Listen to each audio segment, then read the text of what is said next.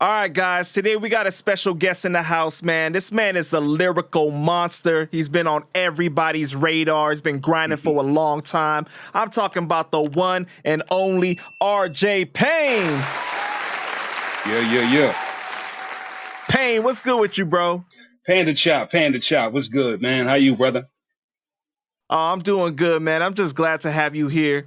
So how you living? Life is good, man. I don't got no complaints, man. I'm doing what I want as I want to do it. Life is amazing, man. I would talk more, but I would feel like I'm bragging. I see the way you living, bro. You doing big things out here, man, and I'm just so happy for you.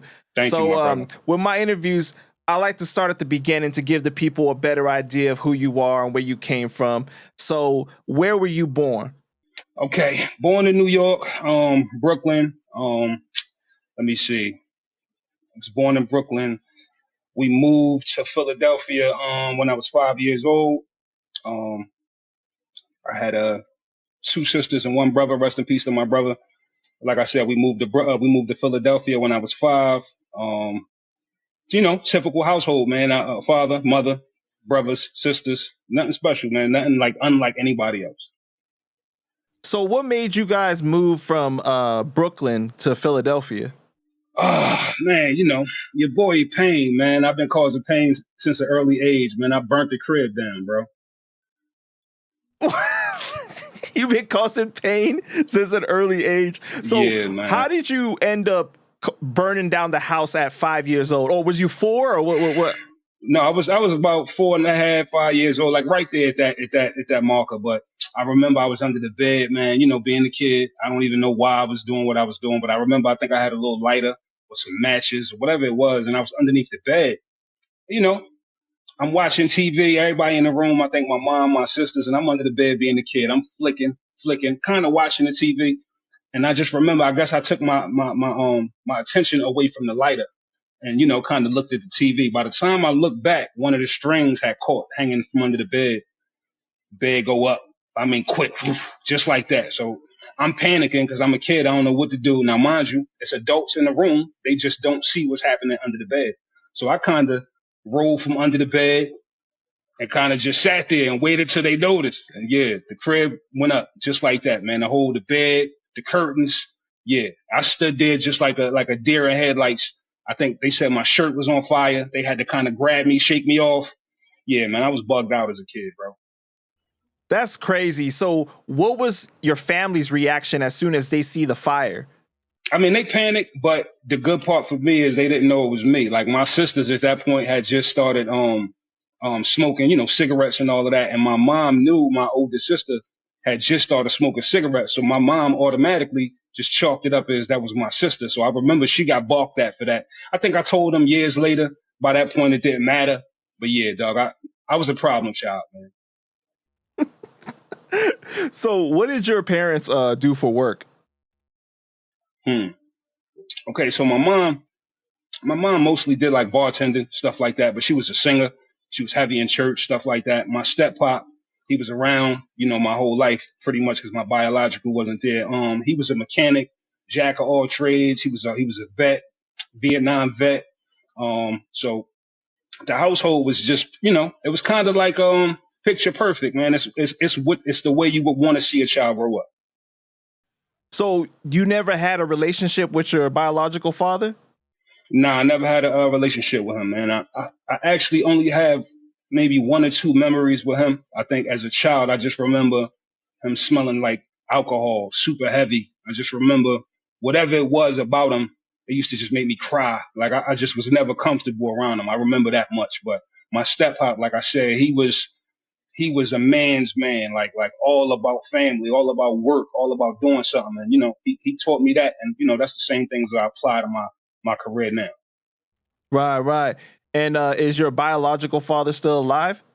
I don't know, man. The only thing I got from him is his last name, man. I got my mom last name and my pop last name, so it's Evans Payne. But that's the only thing I got from my biological. I don't really know nothing about him. None of that.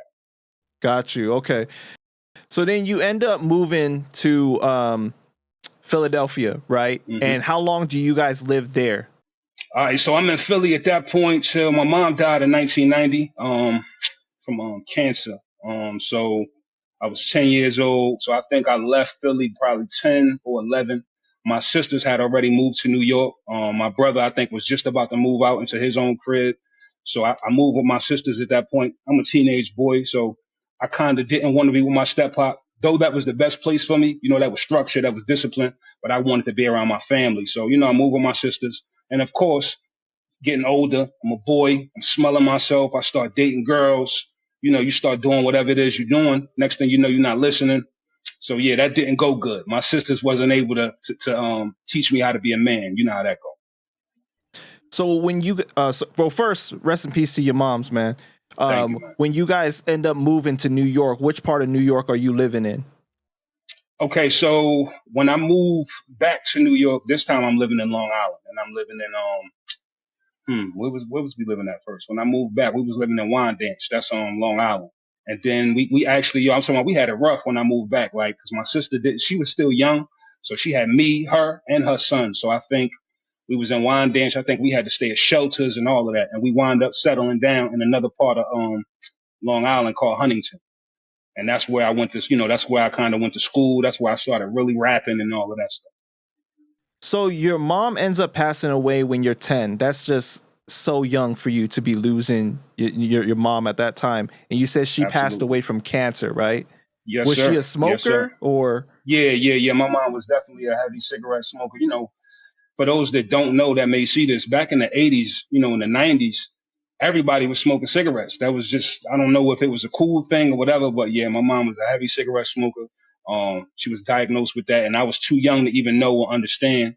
So, I just remember we being in a hospital one day, me, her, and my brother, and this is on her decline.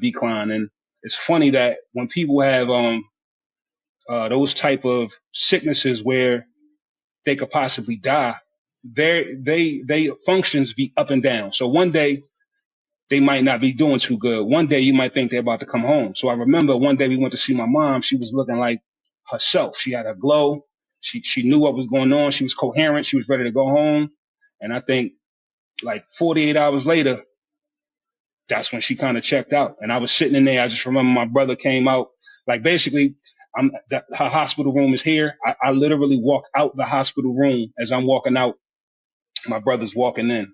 The moment I guess I walked out, my mom let go. My brother was in there, so it's kind of like literally, as soon as I left the room, I just hear my brother like, "Yo, she left us." So yeah, that's how I went, bro. Do you remember like your reaction at that time? Like how you coped Hmm. with it when your mom passed? I was cold as a kid, man. Like nobody was there to explain it. And my step pop, being the military cat that he wasn't into emotions, so he didn't even know how to give me that. And like I said, my sisters and them, everybody was kind of young still. I was the youngest, so nobody really knew what to tell me. So I kind of had to just make up in my head what I thought I should do. And from that point, it was, though I was with people, I had to just figure it out, man. I had to figure out the birds and the bees. I had to figure out the streets. I just had to figure it out, man, because no mama, that's the foundation. And like I said, my step pop, only thing he know to teach me is go to work or go to the military. That's interesting that you say that because so at that time nobody communicated to you how to process the grief or make sense of what was going on in life. So you had to figure it out by yourself. Yeah, 100%. I remember that vividly. Yeah, like there was no there. Unfortunately, for a lot of people, especially in the ghetto where I'm from, when death happens, you got to just figure out how to react to it. And sometimes we just cope. You already know, getting high, getting drunk. And at that point, I was too young to get high or drunk. So I just turned it into violence. So that's when I think I got super violent and I began to fight a lot. It's interesting because, in the minority communities, they say like there's nothing you can do but put a H on it and handle it. Right. Facts. And Facts. you just, it's almost like you bury those emotions and you just keep on moving on with life. Like it's so normalized that, death or these traumatic things happen in life that we can't allow it to stop us to Right. process. You know what I'm saying? Right. And then it starts Right. to manifest its way in other parts of our lives because, they always say like, what you resist will persist. Right. So how do Yes, you sir. feel like not not learning how to process your emotions and deal with that grief in the proper way. How do you think that manifested in your life at that time? Hmm. Besides just, well, as kids, the first thing the kids say, you figure in school or outside on the street, when kids are arguing or they playing the dozens, first thing a kid gonna say is your mom. Your mom dirty, your mom fat, your mom smoke crack. I wasn't having it. As soon as you said my mom anything, I was choking in class. I didn't understand though that I was scaring the teachers. Like, I would see people fight all the time, but they had to explain to me. They was like, yo, you're not fighting. You're choking people in class. You're not stopping until somebody gets you off the person. They was letting me know, like, yo, you could easily kill somebody because you kind of blanking out. You're not realizing how bad you're becoming. So yeah, it really just made me super violent, man. If I didn't start rapping, yeah, it would have got dark, bro. Did you feel like disconnected from reality at that time? Because like it seemed like you Yeah. weren't comprehending what you were really doing. Yeah, I was definitely totally detached. I didn't know because again, you got to figure this is a kid growing up. Nobody told me about sex. Nobody told me about love. Nobody told me about the streets. I got to experience these things and just figure them out. So on top of that, with anger, yeah, bro, it wasn't good. So like I could tell you now, looking back, my life at that point was just movies and TV. That was my only escape because yeah, bro, I didn't know what. I had no clue what was happening. So you're 10 and you're living now in Long Island, or was it a few Yeah. years after?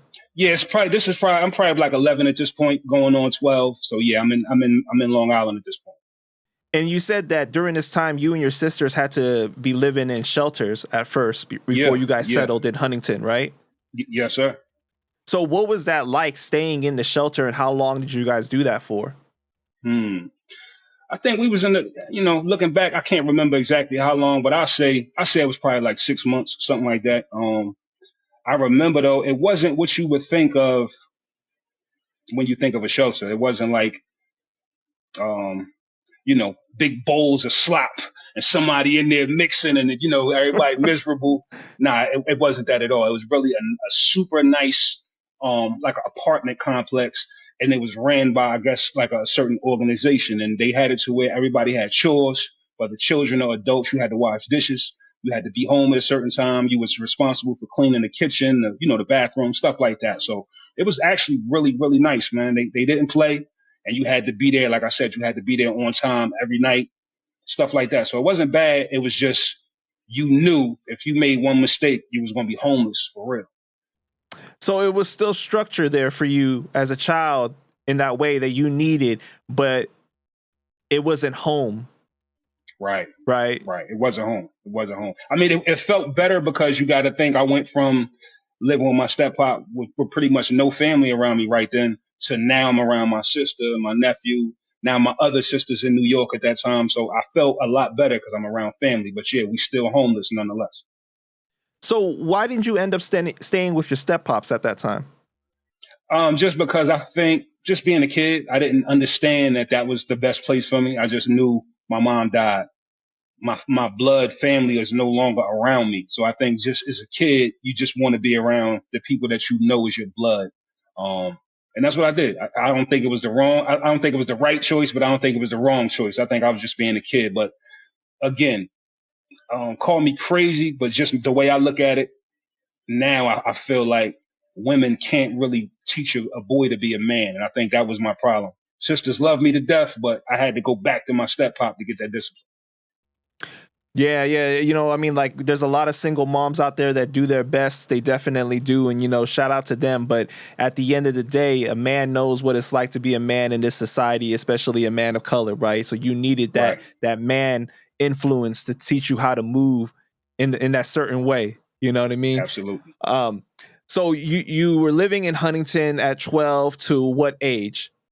So let's say we move. So this, I think,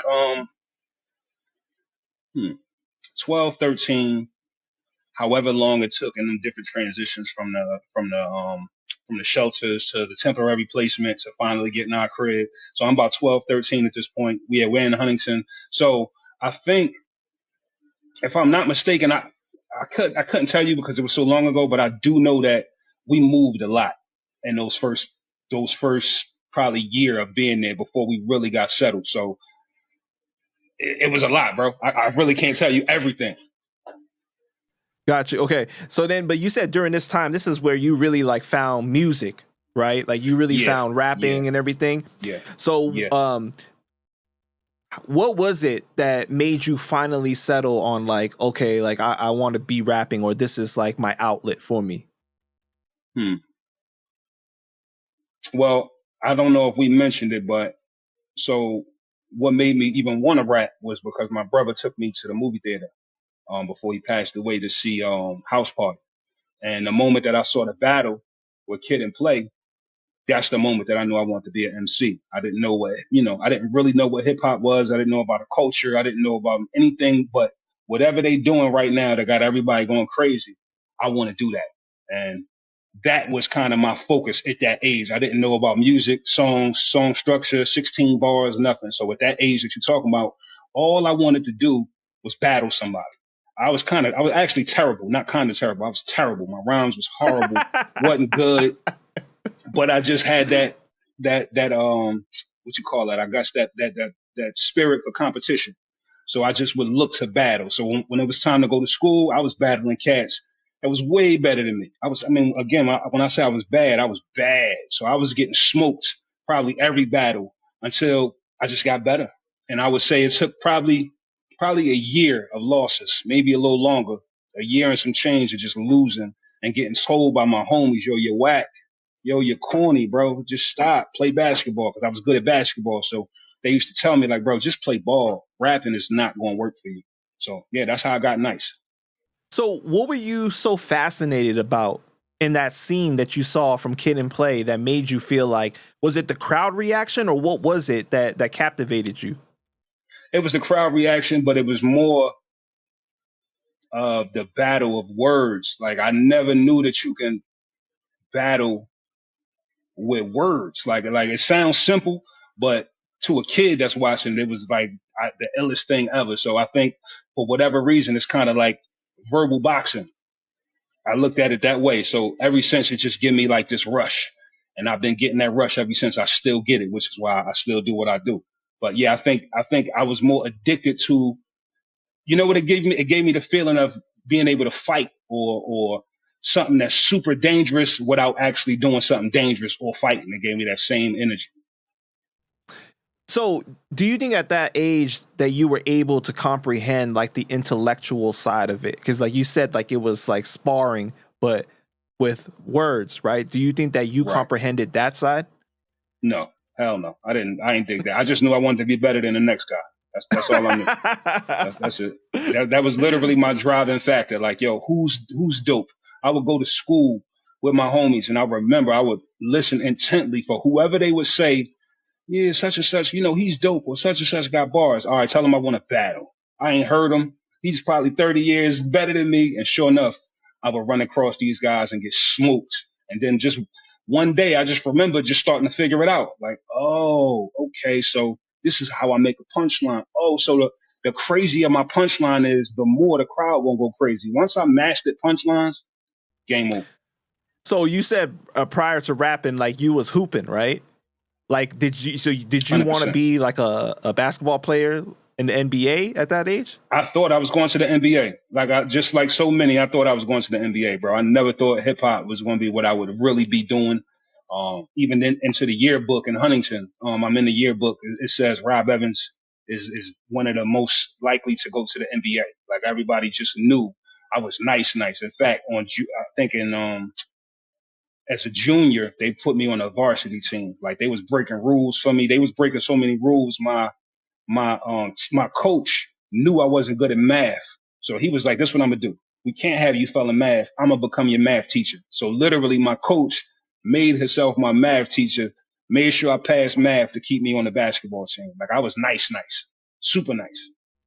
And what made you end up giving up ball? I twisted my ankle one day, man, just randomly twisted my ankle. And when I twisted my ankle, you know how, again, as a child, you don't realize the repercussions of stuff. You just think, things happen. But when I hurt myself, it kind of hit me like, damn, if I'm hurt, my career over. Like, damn, I don't know if I want to put my whole life on this basketball. Like, cause one move, I'm gonna be broke. I'm gonna have to get a regular job and I'm gonna have to figure it out all over again. So I kind of made up my mind to just go full fledged MC. And you were like what, like 17 at this time, like when you Yep, finally gave exactly. up? Okay, and Yep. then this is Yeah, when you yeah. decide. Right. This is when you decide I want to pursue music full time. This is what I want to do with my life. Right. Still don't know how I'm gonna do it. I don't know nothing about studio time. I'm dead broke, but I know basketball. That's not like. Okay, so then at this age you're 17, but you're still living in Long Island, right? Yes, sir. And then at one point you end up moving back to Philly, or no? Yeah, yeah, I did. Like I said, I start feeling myself. So like you said, around 16, 17, now I'm really feeling myself. Um, they like, yo, listen, you gotta go. You gotta go. So they sent me back to live with my brother. Right. My sisters was like, yo, you gotta go, bro. Now keep in mind, my other sister had came to Long Island at that point. So now we're living all probably down the street from each other. So I'm going back and forth from sister to sister house. I'm pissing both of them off, not listening, staying out, meeting girls. So yeah, they sent me back to my brother crib, and I stayed with my brother for a year. And he was having mad trouble getting me back in school because, like I said, my mom died.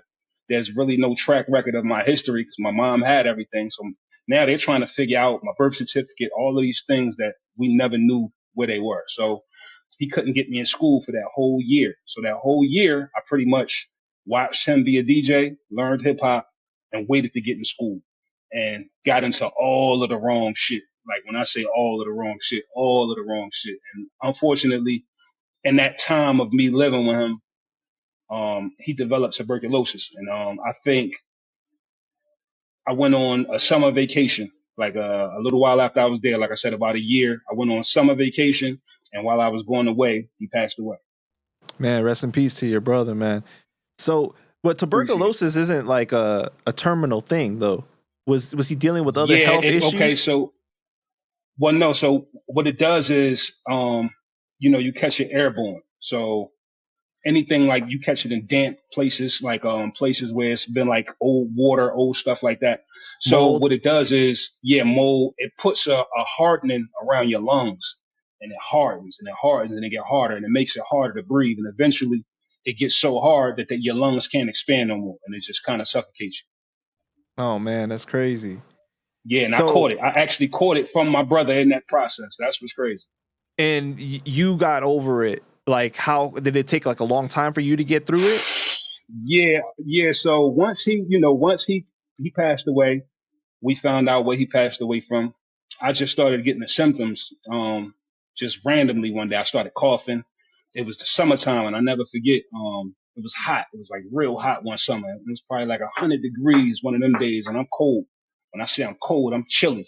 I'm chilly. I gotta have a hoodie on, and it's 90 to 100 degrees. And you So sweating I probably knew too, something huh? was wrong. I'm sweating. I'm coughing. So they took me to the hospital. The first hospital was like, there's nothing wrong with him. They was like, I got a touch of anemia. I need to eat some more meat.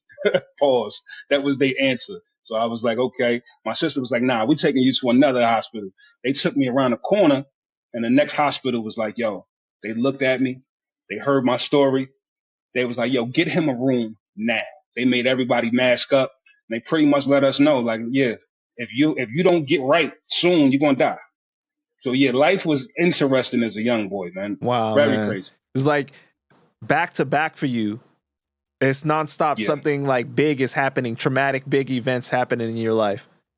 back to back, back to back. Yeah, right back to back. And then my grandma right after my brother. So yeah, it just kept, bro. Like I said, thanks to music, yeah, it kept me from becoming somebody different. We wouldn't be sitting here having this conversation. So prior to dedicating your life to music, right? You said that you were getting into all kinds of trouble. So like, were you in the streets, like doing things that you shouldn't have?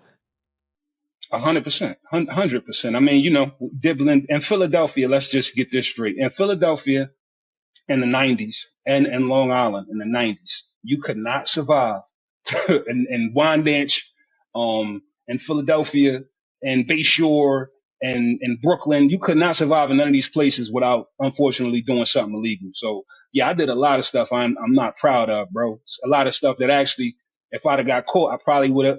You know, it's interesting when you're a kid, you don't understand that doing something that is getting you a meal or a pair of sneakers might get you in jail for 20 years. You don't understand that. So looking back, yeah, bro, I was playing a dangerous game, man.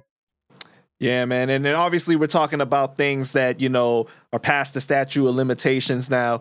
So were you Yeah, at that time yeah. like doing like robberies or like drug transactions? Nah, oh yeah, it was Philadelphia and stuff like that. That's all we did was hustle, man. That's all we did was hustle. But you know what comes with hustling? You're gonna have to strap. You're You're gonna have gonna to have to tool up. Yep. handle what comes with that, and you know how that go, man. It's the ongoing story. I don't want to sit here and break it down and make it sound like it's something fire because it wasn't. I had to do all of that shit to survive. I'm not proud of none of that, so I wouldn't even sit here and go over it like it's something I'm gonna make seem like it's my movie. Right, right. But let's talk about the positive because I'm sure that while you were doing that, it's not like something that you were enjoying, right? Because like you were still Nah, into music nah. at that time, right? So like you probably were Yeah. thinking like, I just want to rap.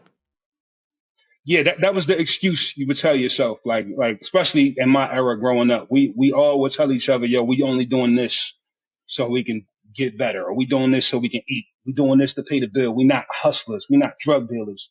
We're somebody trying to take care of the family. That's how we always made ourselves feel better. Yeah, so you were telling yourself like I'm not another one of these dudes that is like the stereotypical, basically. Yeah, yeah. Like it wasn't fun. It was never fun. I was never doing nothing to be down with somebody. I actually was kind of like I said, more ashamed of doing certain stuff. You see certain people that know you, and they see you on the corner, and they like, "Ain't you such and such son? What you doing out here on the corner?" You can start getting them looks. Yeah, bro. It was it was real interesting. I'm glad I chose hip hop. So in 2002, you ended up trying out for Making the Band 2 with Diddy, right? But you ended up Mm. walking out. Why did you end up walking out? This is the chance of a All lifetime. right, all right. So shout out to my old manager. So make a long story short, um, it was a dope opportunity to be on TV and all of that stuff. But once I got there, I figured out quickly that it wasn't about my talent. We actually only ended up rapping maybe once or twice in the whole time I was there. And I think I was there for a few weeks. Um, and they didn't care about your rapping. They really kind of just wanted to know that you can rap, but they wanted to give everybody a storyline. So I started to notice they would do stuff like they might say, "Hey, Panda, be downstairs at 8 p.m. or 8 a.m." And you'd be like, "All right, bet. I can't wait. I'm gonna meet Diddy, or we going to the studio, whatever it is. Bet I'm excited." You get downstairs at 8 a.m. and you're like, "Hey, where's everybody at?" And they're like, "Oh, they left here at 6 a.m." They was doing stuff like that. I remember one day vividly. That's exactly what happened. They was like, "Yo, meet us down here in the lobby at about 7 a.m. and we're going to wherever we. I think we was going to start training for making the band, like literally physical training." No, it was 8 a.m. So I'm exactly correct. 8 a.m. We got downstairs at 7:30. I never forget. We thinking we ahead of time. But we like, yeah, where everybody at? And the guy that's the chauffeur, like one of the chauffeurs that's driving the vans, he's like, yeah, they left. They left y'all probably an hour and a half, almost 2 hours ago. So now I'm like, why would they tell me to come down here at this time if they left? Hmm. So now my wheels are spinning. I call my manager. My manager like, yo, that sounds fishy. Something don't sound right. Let me know what happened. So they get a call, I guess, over the two-way pages at that time or whatever the hot thing was. I think it might have been the bleep, the chirp, whatever it was. And they got the call. Yeah, they got the call like, yo, we're coming to pick up the last two guys. So it was me and my man Artland Hawthorne. That was the cat that was in my room. I never forget. They had us all bunking with a different person that we never met before. So me and homie, we standing there. We like, okay, so they coming back to get us. So they come get us. So now when we get to the field that they training at, it's a bunch of cameras. I've never seen this many cameras in my life. It's just cameras everywhere. So I'm like, oh shit, this is awkward. So as soon as I get there, they call and they taking roll. So clearly we're not even late because they're just taking roll. So something's off. I'm like, man, what is going on? So they taking roll. She was like, such and such. She was like, yeah, Evans. And I was like, here. And it was like you can hear a pin drop. When I said here, it was like the whole field just looked over at me at one time. So now I'm just like, yeah, I'm here. And she's like, yeah, why you wasn't here earlier? So I explained to her the same thing. Like, yo, they told us this time. She's like, yeah, I don't care about none of that. You were supposed to be here. Now the camera's in my face. It's awkward. And that's when it hit me. Oh, so I'm going to be the late guy. I'm going to be the problem guy in the show. That's who I'm going to be. And I just realized right then, okay, so this is about characters. This is about plots. This is about the story. This has nothing to do with my rhymes. So I stuck around a little bit longer, and it was a zoo, man. It was really a zoo, bro. It had nothing to do with rapping. They would just bring cameras up while you running, while you training, while you sweating, while you about to. It was people passing out. They would just bring the cameras over and film you. Like they just did. It was a lack of care for humanity in that joint, bro. It was just all about catching you in the moment, looking crazy, and I couldn't deal with that. So I So it ended up was a leaving. complete setup. Then they just was Yeah, setting you up. 100%. 100%. That's crazy, man. So do you remember when you first came and you first rapped and then they selected you? Like, what was that like, though? Yeah. Rest in peace to Craig Mack. It's interesting. Craig Mack was there. I never forget that. When I rapped, I never forget Diddy picked up the phone when I started rapping. I was pissed off, but shout out to my step pop. Rest in peace to him. He always gave me the game to never let people see you sweat. You keep that to yourself. So I'm rhyming. As soon as I start rhyming, I see everybody pay attention. Like when I say everybody, Harv Pierre, I think that was the president of Bad Boy. Yep. Harv Pierre, Craig Mack. Everybody's just sitting there watching. They bobbing. They like, oh, I'm seeing it in their face. So now I'm just going. I'm looking. I'm reading the room. I get the Diddy on the phone. He ain't paying me no money. So now I'm getting hot. I'm actually pissed off. I'm kind of forgetting my rhymes. They can't tell, but I'm getting aggravated. I'm just trying to get through the rhyme. I'm like, yo, he not paying me no mind. So as I go back to just making sure I get everybody else's attention, I kind of peek out the corner of my eye and I see him kind of motion like he wasn't even really on the phone. Like he kind of looked at me like just to see, was I going to stop? And that's when I started realizing, oh, this is a game. He wanted to see, was I going to stop? I don't even know, for whatever weird reason. I don't know what that was going to do. But yeah, bro, it was a lot of hazing, like kind of like college type of stuff. Yo, I've watched a lot of reality TV involving Diddy, right? And that's a common thing that he does. He does that shit a lot with the phone thing. And then like I've heard other stories and interviews where people say like they rap for him inside his like, office. He'll pull up the phone, do the same shit. Like that's like the thing that he does. That's crazy. See, I didn't know that. I didn't even know that. And I imagine this is your first time and you like, yo, the room is loving me, but Diddy on the phone. Right. So I could have been stupid and stopped. Like, yo, you trying to play me? I'm glad I didn't ever get emotional. Should have grabbed the phone from his hand.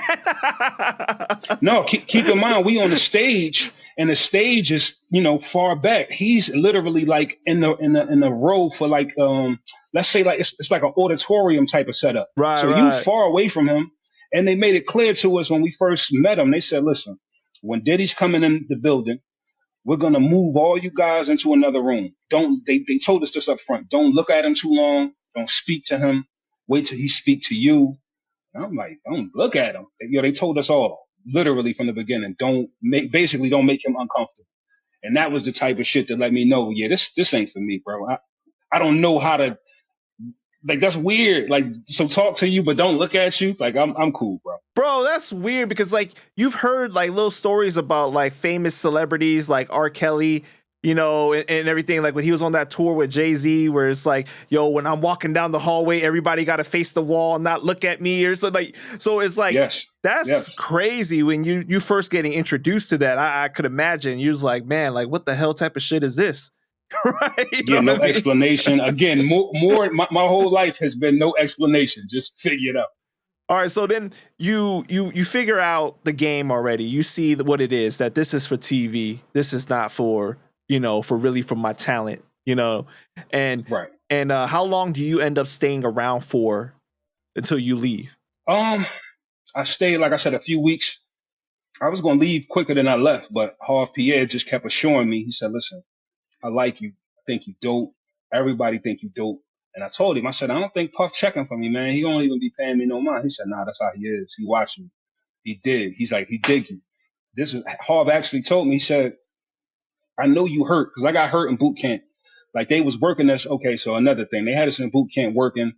We're dehydrated. We smoking cigarettes. We fresh from drinking 40s and liquor. All of us is from the block. None of us know about working out. So we are hurting ourselves. We just look crazy.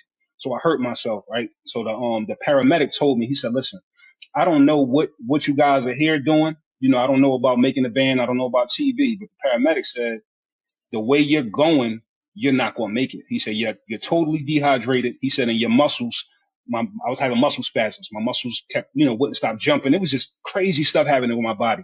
So I told Harv, I said, listen, man, I'm going home, bro. I can't do this no more. The paramedic told me that I'm going to hurt myself. Harv said, listen, man, you already in there. We already picked you. You're good to go. Just stay. All you got to do is stay, and you're a part of this. I'm telling you, you got it. Make a long story short, they took us out one night, and I never forget. They took us out. I think we were. They took us to like some nightclub, and they used to take us out in vans. Like I said, so half of us are in one van, half of us are in another van. So the first van got in the club. Now it's another part of the van that I'm in. We don't get in the club. They let everybody the first half in. They keep the rest of us outside. And we like, yo, what's going on? For whatever reason, they just didn't let us in. We don't know if the club was at capacity. We don't know if it was for TV. Whatever it was, they was like, yeah, y'all can't go in and y'all got to sit in the van. They left us sitting in the van, no exaggeration, for about 2 hours. And I knew right there, and I said, okay, so now I'm supposed to go get on camera and yell and scream and be a nigga, basically. I said, nah, I'm not doing that. I'm going home. As soon as we got back, I packed my shit and I left. And I remember as I'm leaving, people were like, yo, where you going? I was like, I'm going home. I had enough. I'm going to be cool. I'm going to find my way. And people was like, yo, listen, if you leave here, you're never going to get a deal. You're never going to blow up. Nobody's never going to know your name. This is your only chance. At least 3 people from his company told me that. And I was like, I don't care. I'll be all right. And sure enough, 6 months later, MTV Battle Champion and was signed to Def Jam. Right. But so before we get into that though, that's crazy. Do you think that was almost like a threat? Like we gonna blackball you if you leave?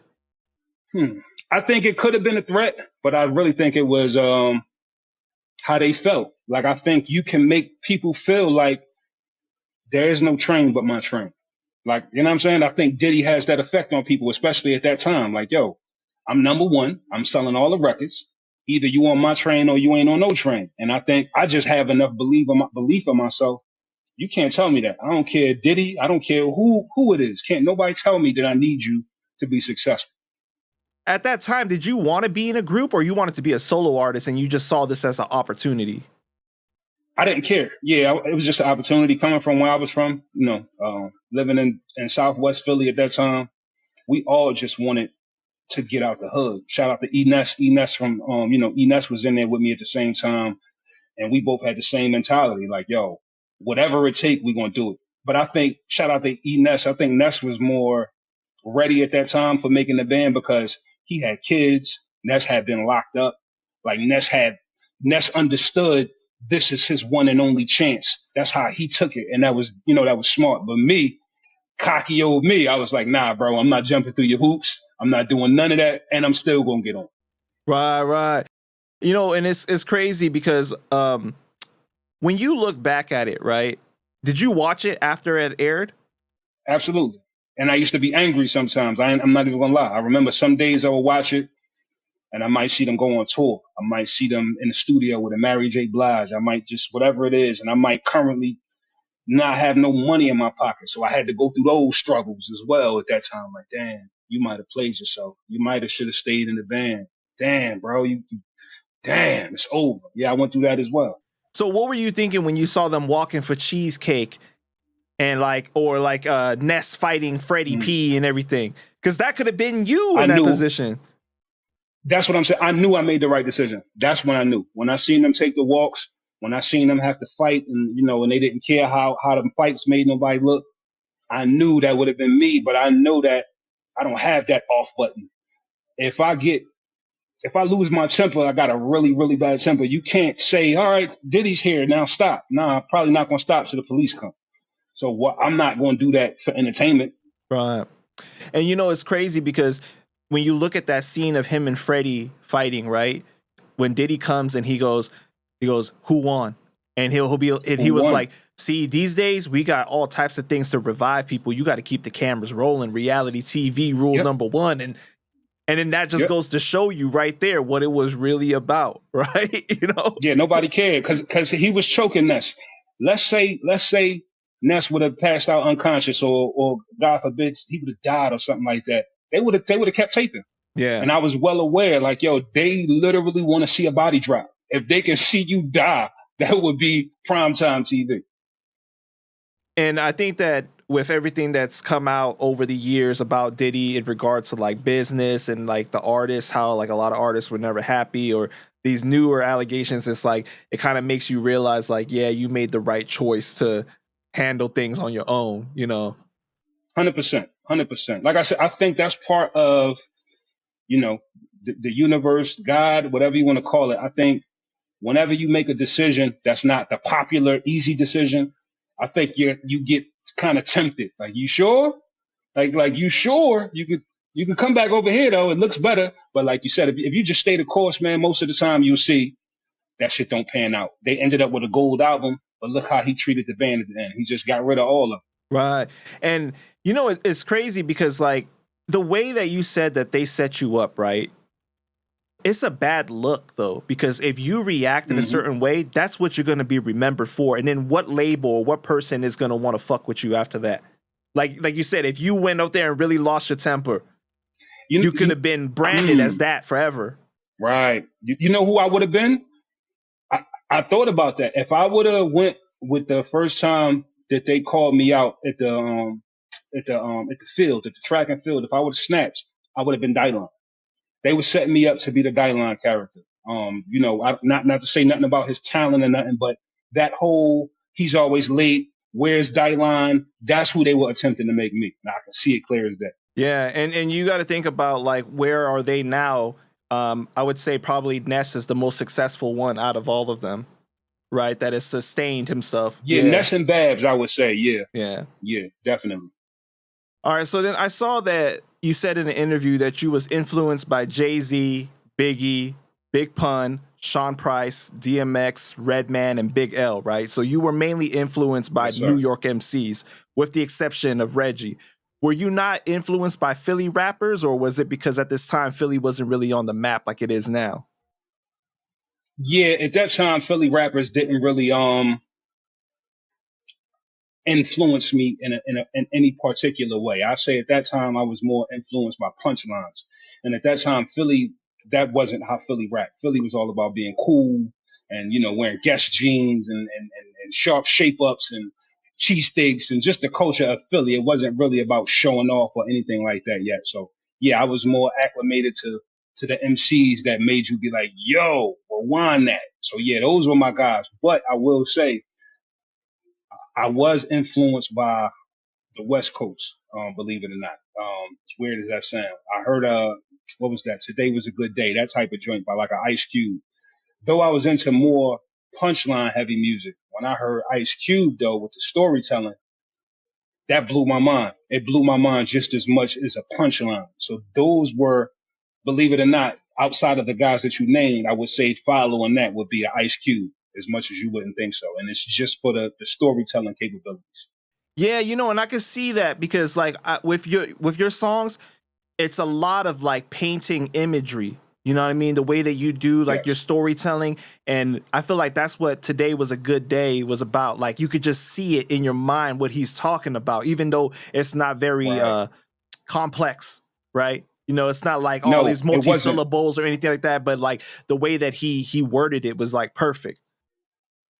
I think that's the beauty. I think I've learned to do that style recently in the last probably 2 years. I added to that to my chart. I would say of skills. Like believe it or not, being lyrical is a skill, but being able to touch a person, pause, without being super lyrical and be able to just tell a story, that's a whole different talent. And I'm just learning how if you do it right, you can say something very simple.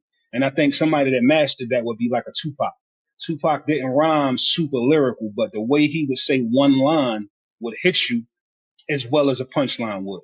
Right, right. And I was just thinking at the moment that you said that too, that like he mastered that. He was really good at doing that. Right, right. So you and I got linked up recently because you had put out this freestyle where you did this Terror Squad rhyme scheme, right? And you shouted out my bro, Yeah, Cuban Link. And you know, lots of people yes, like to sir. play the politics in the industry. So even if they rock with Cuban, they won't mention or support him because they fear the backlash of it. Mm, And I was surprised when you responded to my DM for, because I was thanking you for that. And you knew who I was. It's funny because Cuban and I, we got our Lincoln Panda Show podcast, and he's always mentioned your name so many times and shown love. Cuban, I know you watching fire. this, so get off your ass and give this man a verse because we need that collaboration real quick. How would you say Absolutely. Big Pun and the Terror Squad influenced you growing up?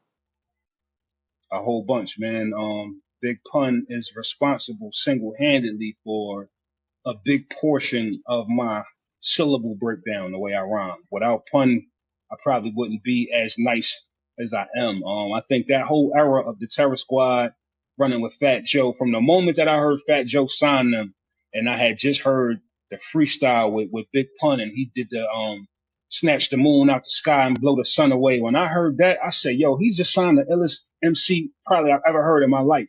So I watched that whole process go from signing them to everybody rolling together to when, unfortunately, the situation with Cuban and Joe. So I seen the whole thing. Again, Big Pun is a big part of my lyrical style, the way that I style my lyrics. But I will say, I can't act like Cuban Link hasn't been nice since I was a young boy. Like, we all know Big Pun was a monster, but we also got to acknowledge for Cuban to be so young at that time and to not be getting smoked by Pun at that time, we was waiting for Pun's bars, and then we was waiting for Cuban bars, and then we would check Joe. I'm just being honest.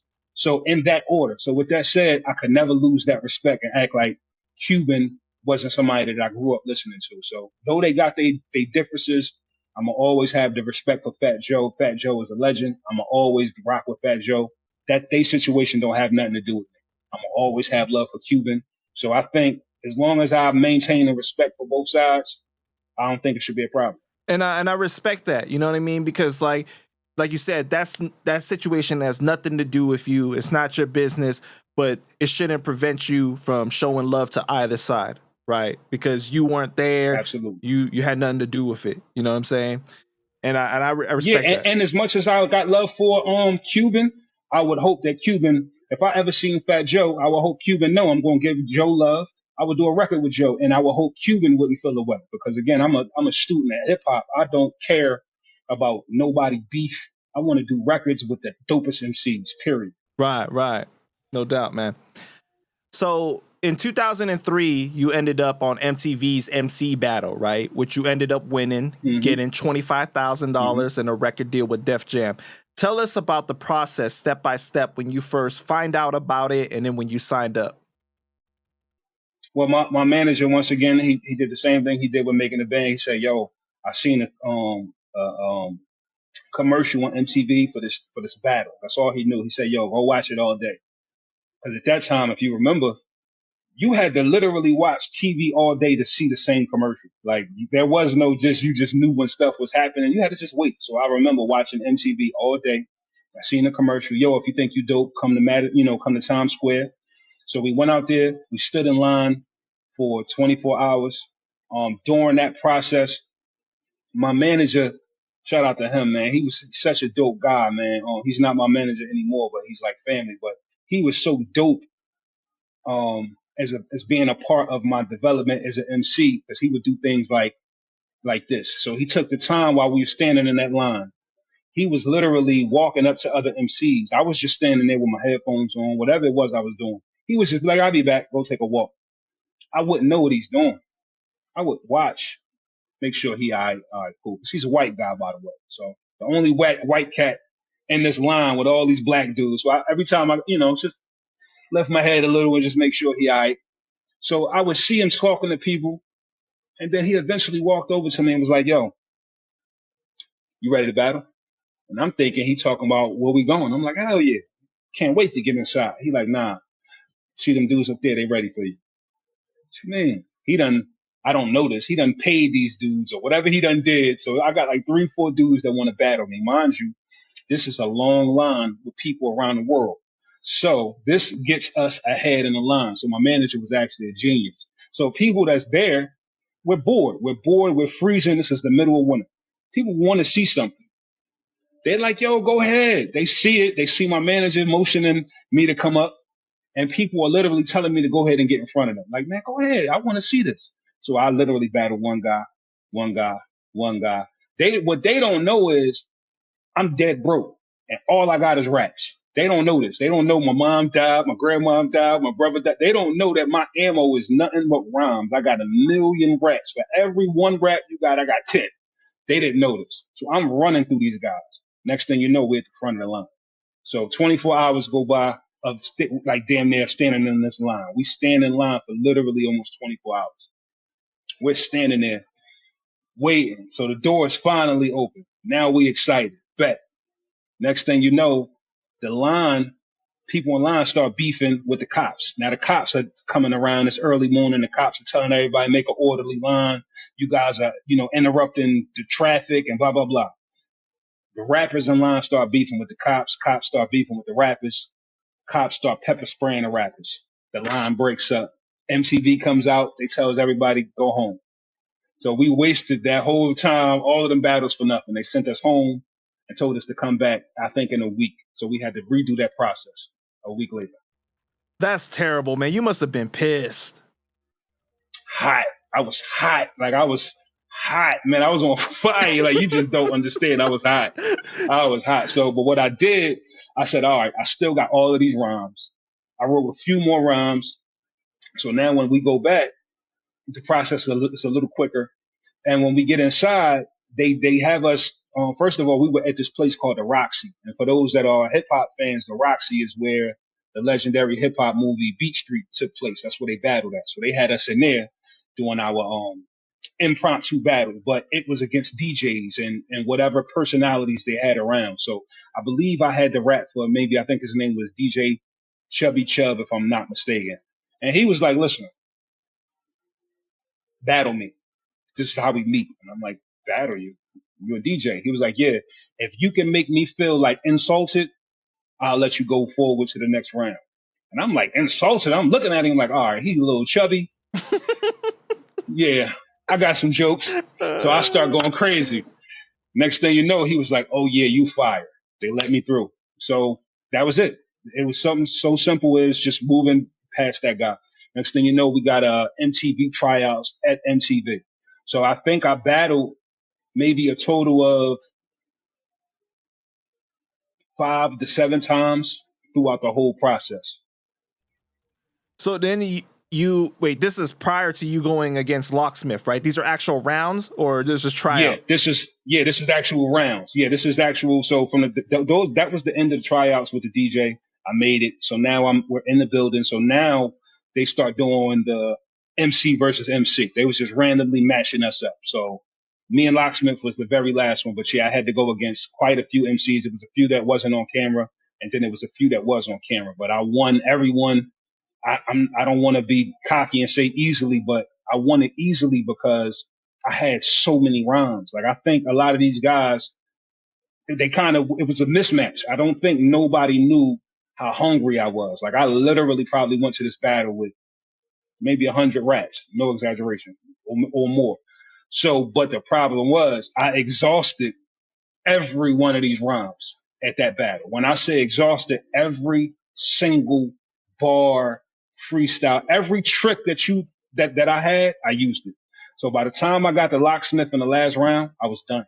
When I tell you I had no bars battling Locksmith, when I tell you that I was freestyling, I have nothing prepared.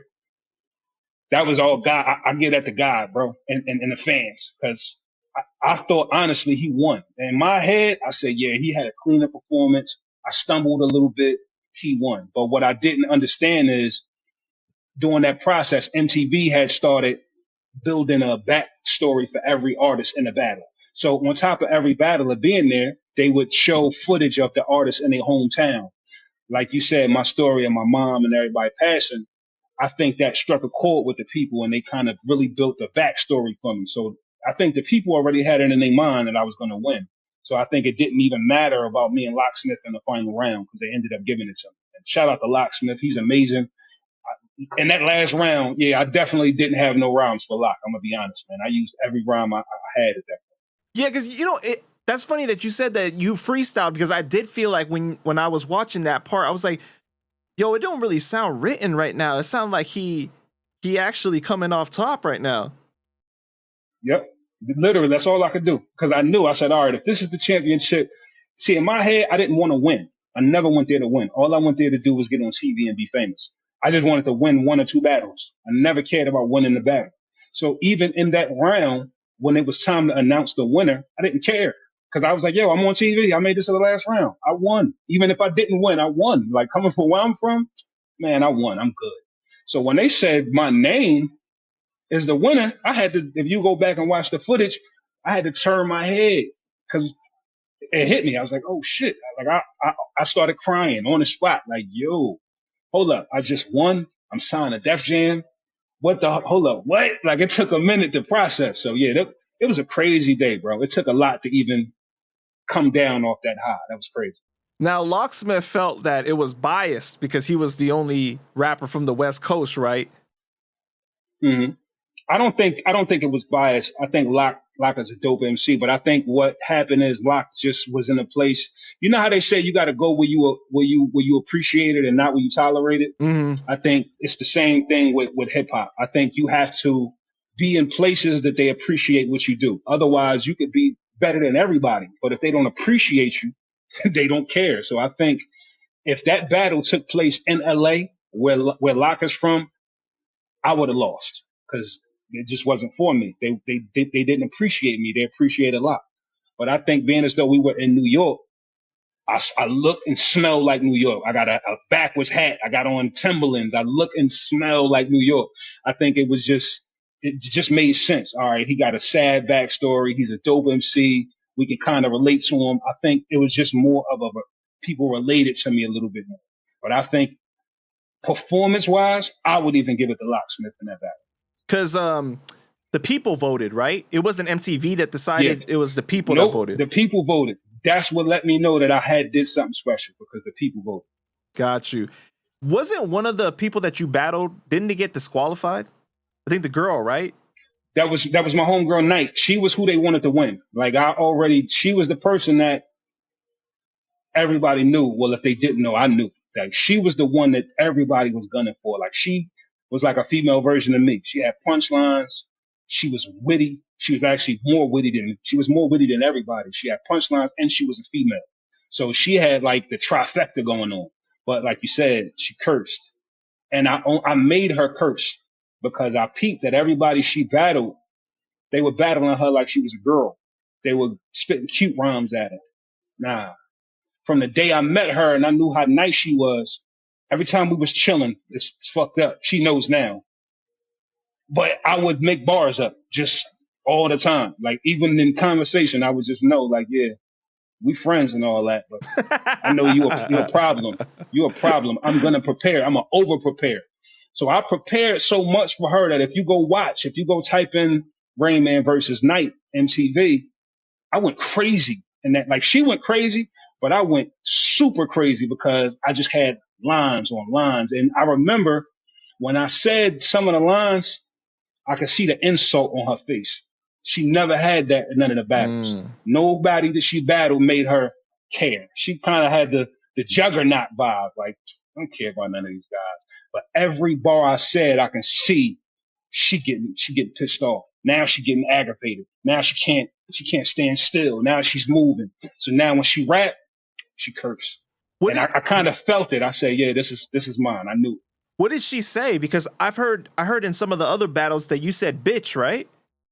I could have sworn you said bitch. They told us the list of curses that we can say. Like, they made it easy. They literally say, wow, yo, you can say bitch. Like, they gave us a chance to ask. All right, so what can we not say? Can we say this? They made it clear. Don't say nigga. Don't say, don't say nothing super crazy. That was it. So wow. I made sure. I said, yo, can I say bitch? And they was like, yeah, it just depends on how you say it. I was like, all right, cool. And that I made sure that was the hardest hitting line. I think I said, I'm ahead of you by like 3 classes. Either you the biggest bitch that's walking or I need glasses. Everybody fell out. I seen the disgust on her face. Yeah, yeah. You know, it's funny that you said Jay is one of your biggest influences because I feel like during that time you kind of had that cadence like him, especially when before you rapped, you was like, okay, like the way that you said it. The okay. Yeah. It sounded like Jay. I think for some reason we have a natural. We have some type of similar tone, but being a fan of him as much as I was growing up, I definitely studied the way he rhymed, and I think I study hip hop so much that sometimes it bleeds into how I talk, like deeper than rhyme. Like I start talking kind of the way that I rap. So I think over time, like you said, that okay, that was just how I talk, but it still sounded like Jay. So yeah, I had to actually work hard to get away from that sound. Right. I can see it too. So what happens after you win the championship? Because you said that as soon as they said your name, you started crying, right? Was it because you started thinking about like your mom and everything? Yeah. It was everything at once. It was like, yo, all right, I know I ain't had no dreams. I ain't had no, my only dream was to be a rapper. Like at that point, I done lost everybody. Now my dream just happened. So now I got a million thoughts. Damn, I'm on Def Jam. I always wanted to be on Def Jam. I won. I got money. I don't know what to think. So they take us backstage. They give me the big fake check. So I got that. I'm walking with that under my arm. They got like a gift bag, and the gift bag is from Def Jam, and it's all of the albums that came out from Def Jam that year.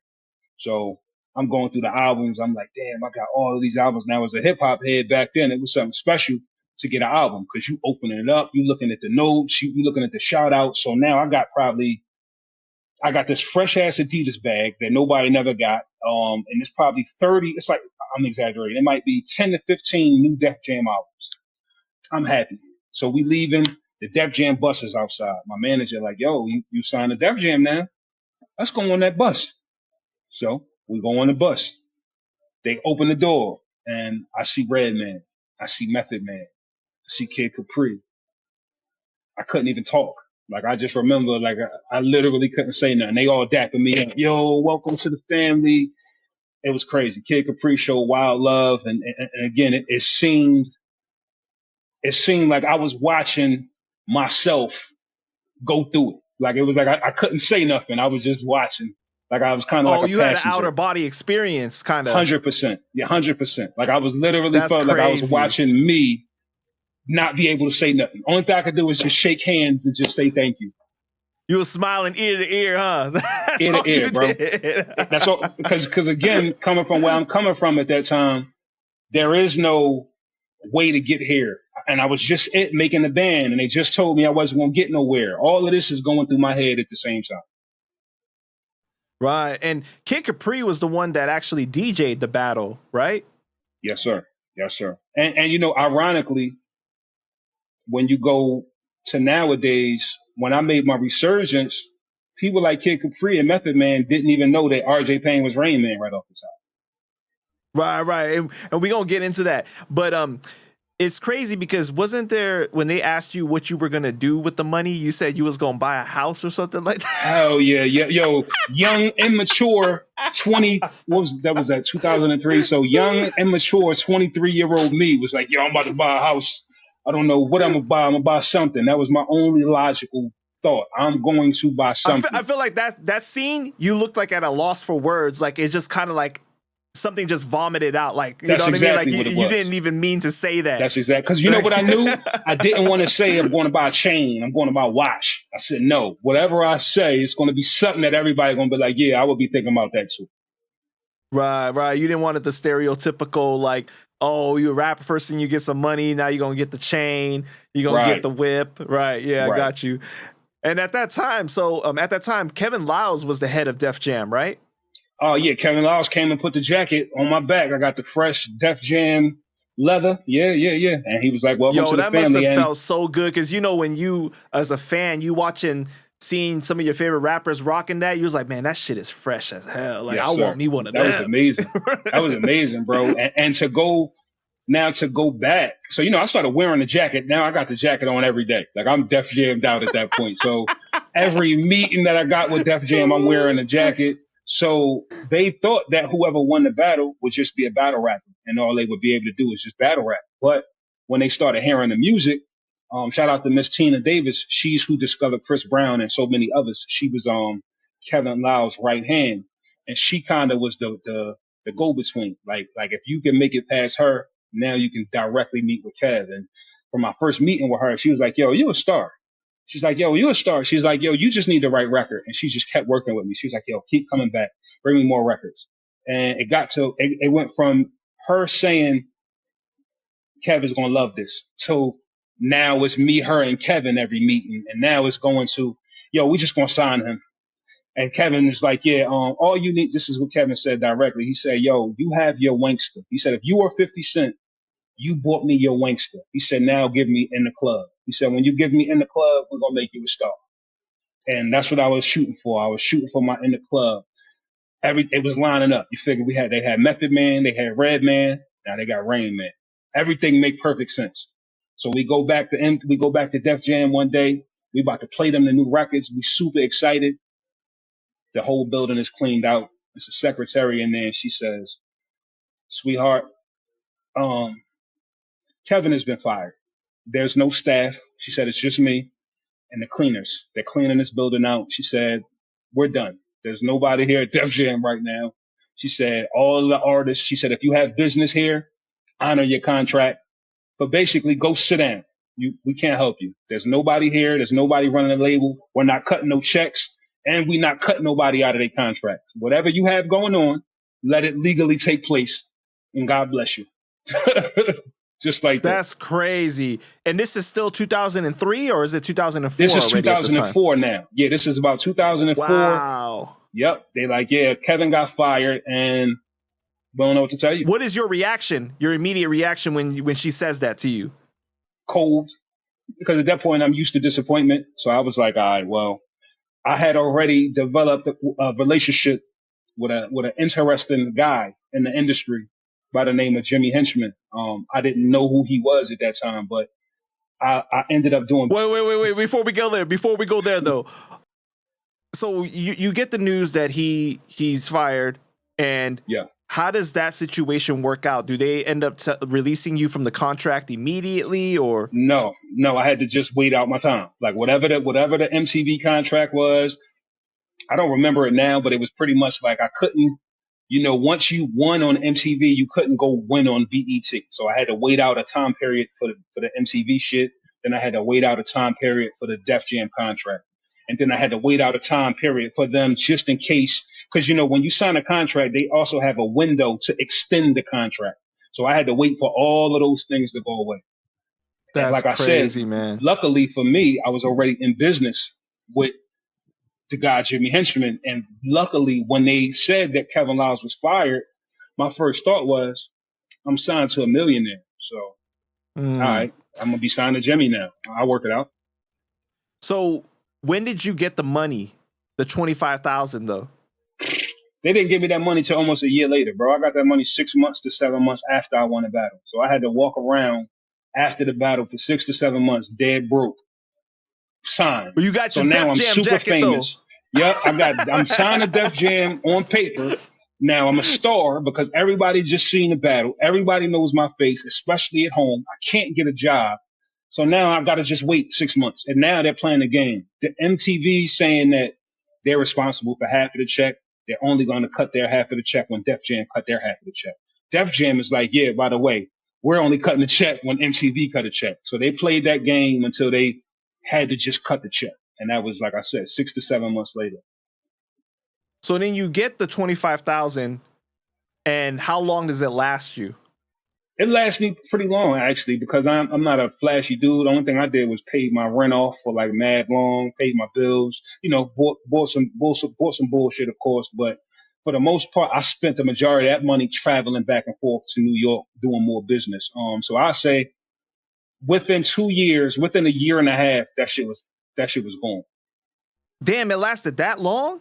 That's crazy. Well, I definitely. guess This is back in the day too, because Yeah, this is back in the day, 25 and you now gotta it's not. right. Because you gotta keep in mind, I'm not doing nothing but hood level things. I'm paying the rent, Right. and I'm going to buy some clothes and some food. The end. And you had to pay taxes on it too, though, right? So you really ended up with like a Yeah, little. but that was later. That was later. That was young dumb me. Of course, I didn't pay taxes on it right away. Of course not. Of course, I spent all of that money. Well, hold on. I broke my manager off five bands because my manager was my manager. He was the reason that I was there. So yeah, I kept all of that bread and I spent all of that money on studio time and just living. Right. All right, so let's get into the Jimmy Henchman stuff. So you were signed to Jimmy Henchman's label. That was Czar Entertainment, right? Yes, sir. Did you have close ties with any of his other artists like The Game or anything? No, I didn't. Because I met them during my MTV battle. During the time that I battled before I won, one of their representatives, my man Tone Boots, he said, "Yo, listen." He walked up to me. He said, "Yo, and this is how deep in the game Jimmy Henchman was. I just didn't understand it. One of his direct right hands at his label was a high ranking guy at MTV. So my man Tone Boots, he's walking around. I kept seeing him watching me, and he was like, "Hey man, I represent, not only MTV, I represent Jimmy Henchman, blah blah blah. I don't know nothing about Jimmy Henchman. I'm a 23-year-old kid from Philly. I don't know nothing." So he's like, "Yo, I represent him.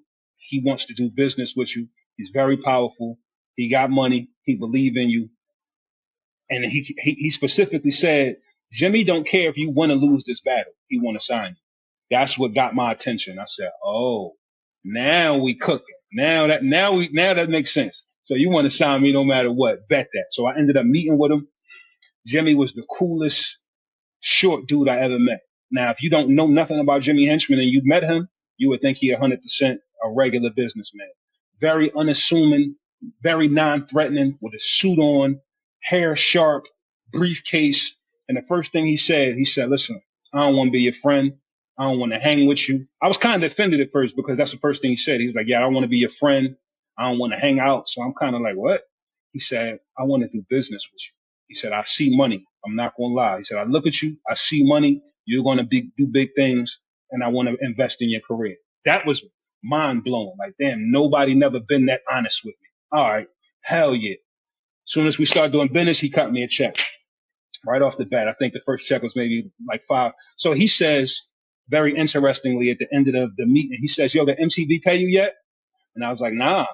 And I was kind of emotional because now I'm broke. Like I said, and I still got to keep up this appearance. And I'm like, nah, he could see I'm pissed off. I'm like, nah, they ain't pay me. They making me wait. I was like, bro, and I got an image to keep up. I'm telling him, and he looked at me. He motioned to his man. This was like some mob shit. I never seen nothing like this. Boy walked over to him with a black briefcase. Man, my manager sitting there. Now my manager's a straight gangster from South Philly, Italian guy. Not a figurative gangster, a real gangster. Dude ain't afraid of nothing. But he know what time it is. When you see somebody do this and people walk in the room with briefcases, it's clear to see something's going on. So my man take out stacks. He counts out 5 bands. He said, "Yo, that's cool." So I'm like, "Yeah, cool for what?" He's like, "No, I just want to make sure you're cool." He's like, "Listen, you my artist now. I'm gonna make sure you're comfortable." Made sure I had money in my pocket, 5 bands off the top. Gave me the contract. I see the contract. I didn't even get too far in the contract, but I do know at that time the budget back then was like 250,000 just to do one album with Jimmy Henchman. So I was like, "Yo, I don't know who this dude is, but I'm with it. Let's do this." So that's how we ended up doing business, man. He actually was not as bad as you would think he is. I never seen none of the things that you heard about. So during this time, it's like the start of the G Unit beef, though, right? 100%. Yep. So you never saw anything that was like streetwise or anything like No, people in danger or anything around him. no, no, because the way that Jimmy moved, he moved like the mob. Like some people say they the mob. No, he moved. Listen, when we would go to Def Jam to play these people my records, no exaggeration, I would go meet Jimmy at the office in Manhattan, and I would ride in the Benz with him. This dude had a fleet of Benzes in 2003. No exaggeration. I'm not making this up. not maybe, not kind of. He definitely wasn't renting them because he had them all the time. He had at least 5 jet black Benzes, the same exact car. And every car is a different set of guys. And every set of guys was guys that Sean won't play with. And they just followed him around. And that's how Wow. we moved around. And again, I'm 23. I thought it was dope. I thought it was, yo, this is fire. I didn't really think about it. Like, bro, who are these people? Why are we riding around in all of these Benzes and they just jet black? Yeah, bro, I didn't know. What made you want to sign with Jimmy though? Like I said, at the time when I'm waiting for my check, at the time when I'm meeting stars and celebrities and they just like, yeah, you're nice. Have a great day. Nobody cared about me. Jimmy was like, yo, I care. Like, listen, and I don't want to be your friend. Like, he's like, listen, yes, you're going to make money. I'm already rich and I'm telling you, you're going to make money. Here's some money till you get some money. Nobody never So he talked was to me very like transparent with you. that. He was very transparent. Very Yeah. transparent. Got you. And he wasn't a tough guy. Like he never gave you the feeling that if you don't do something, somebody gonna dangle you out a window. It was nothing like. Oh, he wasn't gonna Suge Knight you. No, see, when I say that, I don't even mean it funny. But if you seen Suge, you would know. Damn, I don't want to play with Suge. If you seen Jimmy Right. Henchman, you would want to go hang out with him. Got you. Okay. And then at that time, you didn't know the controversial history with Tupac or anything in Jimmy Henchman. Not at all. So now, as I'm making my rounds in the industry, so now I'm going around some of the people that I met at the MTV thing, and now I'm letting people know, hey, look, I signed. Def Jam is closed down, but look, I signed with Jimmy Henchman. I'm letting people know. And I let 2 celebrities know. Shout out to them. I'm not going to mention their name. I don't want to disrespect them. But I told one guy, and the guy said, you signed to who? I was like, yeah, Jimmy Henchman. And he was like, yeah, I'm going to be honest. I can't do business with you. I don't even want to talk. Like, I can't talk to you anymore. Just like this. And this is a made guy. And I'm, huh? He's like, yeah, I can't talk to you no more. I wish you the best. Then my last conversation with this guy. So now I'm like, oh shit. Did I just lose an industry plug because I signed to this dude? Who is Jimmy Henchman? So now I'm doing my inquiries. I asked another legendary industry guy. This guy says, okay, so I play this guy some music first. The guy says, oh, this is fire. I love what you're doing. I love the direction you headed. So who you with? I'm with Jimmy Henchman. Smiles go away. Almost no conversation. And then it's like, yo, you know what? Yeah, I ain't really crazy about that music that he was just going crazy about. Yeah, I ain't really crazy about that. Matter of fact, yeah, man, I wish you the best, man. I can't mess with you. What do you mean? Yeah, I don't mess with that guy. And as long as you're doing business with him, I can't do business with you. Now, this is the second powerful industry person. So I said, all right, I'm sick of this shit. I said, hey, all right, look, you don't got to snitch, but tell me something. Why are y'all running from me? What is wrong? He said, well, I'll tell you this. He said, just go ask around about Jimmy Henchman and Tupac. Tupac? What are you talking? What that got to do with me? All right.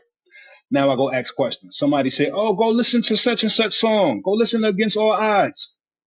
Huh?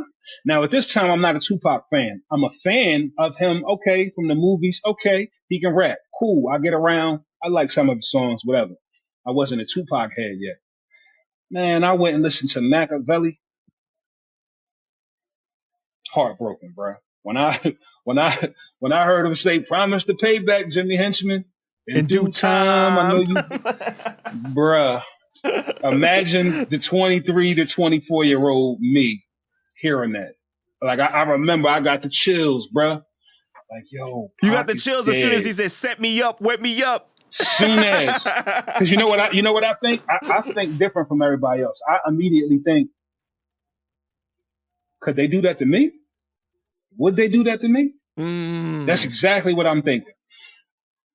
So I called my manager. Did you sign with him as a management deal or was it a label deal? Well, I was signed to him as my production company, which pretty much was a label deal. Oh, got you. Okay. So he pretty much had all of the say so in my career. But again, I didn't know. So now this is the punchline. So dumb, young, cocky me, because I got a manager that's a gangster from South Philly, because I'm doing my dirt. I feel as though I can go to New York City and question Jimmy Henchman about what he did to Tupac.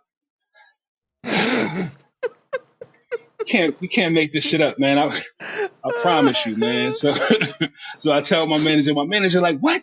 I love Tupac. So now we going back and forth. No, we can't have that. No, we going to New York. We going, yeah. So we get to New York. I never forget. And now when you go to the henchman office, it's always a bunch of dudes in there, like a bunch. He employed dudes that just came home. That was his punchline. He showed love to the streets. So the streets love Jimmy Henchman. So we get there as usual. It's a bunch of dudes in there that look like they could kill everybody, right? So we get there and I'm feeling myself. I'm like, man, where Jimmy at? Like I'm feeling, man, I gotta talk to Jimmy. People could kind of see, they like, you all right? I'm like, yeah, I'm all right. Where Jimmy at? My manager got his little ice grill on. We in there with our little arms folded. We don't even understand who Jimmy Henchman is, bro. So he finally make his way to us. We see him. He's like, yo, come in the office. We go to the office and I say, fresh out. No, I didn't even wait, Panda. I say, hey, man, what's this I'm hearing about you and Tupac? Yo. Jimmy was like, yo, he didn't smile. He didn't laugh. He didn't get mad. I said, what you talking about? And I said, man, what's this I'm hearing, man? I said, people are running away from me saying that you did something to Tupac, man. I'm telling them just like this. I said, I don't like it. I'm aggressive. I don't like it. It's affecting my career. And then something told me, yo, calm down and just watch the room. We kind of just started looking around. We didn't realize that everybody that was in the studio or throughout the studio, they're now kind of in the room. And everybody just kind of waiting, I guess, for Jimmy to say whatever's about to happen. So he kind of just make it clear that, nah, we cool. He's like, listen, yes, I know Tupac. Yes, we have a background. I ain't do nothing to that man. He said, but if you heard something, I understand why you heard it. And he just basically let me know, I can't explain it, Panda, but in a nice way, I felt like he was telling us, watch your mouth in my office. Like I can't explain it, but he no, definitely I know what you're talking clear. about, because when somebody is that calm, that's when you should worry. That's when you should worry, when somebody is that calm with you. You know what I'm saying? Right. And mind you, I'm signed to him. So he know in his head, he like, man, first of all, you signed to me. I know your address. I know everything about you. Calm down, young boy. And like I said, once I calm down and stop being stupid, now we going home. But now I'm talking to my manager like, yo, I'm uncomfortable. What are we going to do? This is going bad. What if he kills me? We having these conversations. So, man, make a long story short, I don't know if it's just karma or whatever. Not too long after that, Jimmy Henchman goes to jail. And he goes to jail. We didn't know then, but he goes to jail apparently for whatever, but they ended up booking him for having something to do with Tupac getting shot. The same exact thing that we questioned him about. So my life is flashing before my eyes at this point. With it. Like I'm sitting at home and I remember just randomly it says, New York, such and such, Jimmy Henchman is going to jail today for the involvement in Tupac. Like, bro, the chill that I got, I can't explain it. It just let me know I was this close to offending the person that possibly did something to one of the greatest rappers of all time. And I'm signed to this man. Yeah, it could have got real crazy for me, bro. Yo, you can't write soap operas this good. It's crazy, bro. I bet you that moment that you saw that's when they cue that music. Dun, dun, dun. Right. You don't realize how dangerous people are because, again, he was the first person that I ever met that was not barking. He wasn't telling you how dangerous he is, how tough he is. He has on a suit. His haircut is sharp.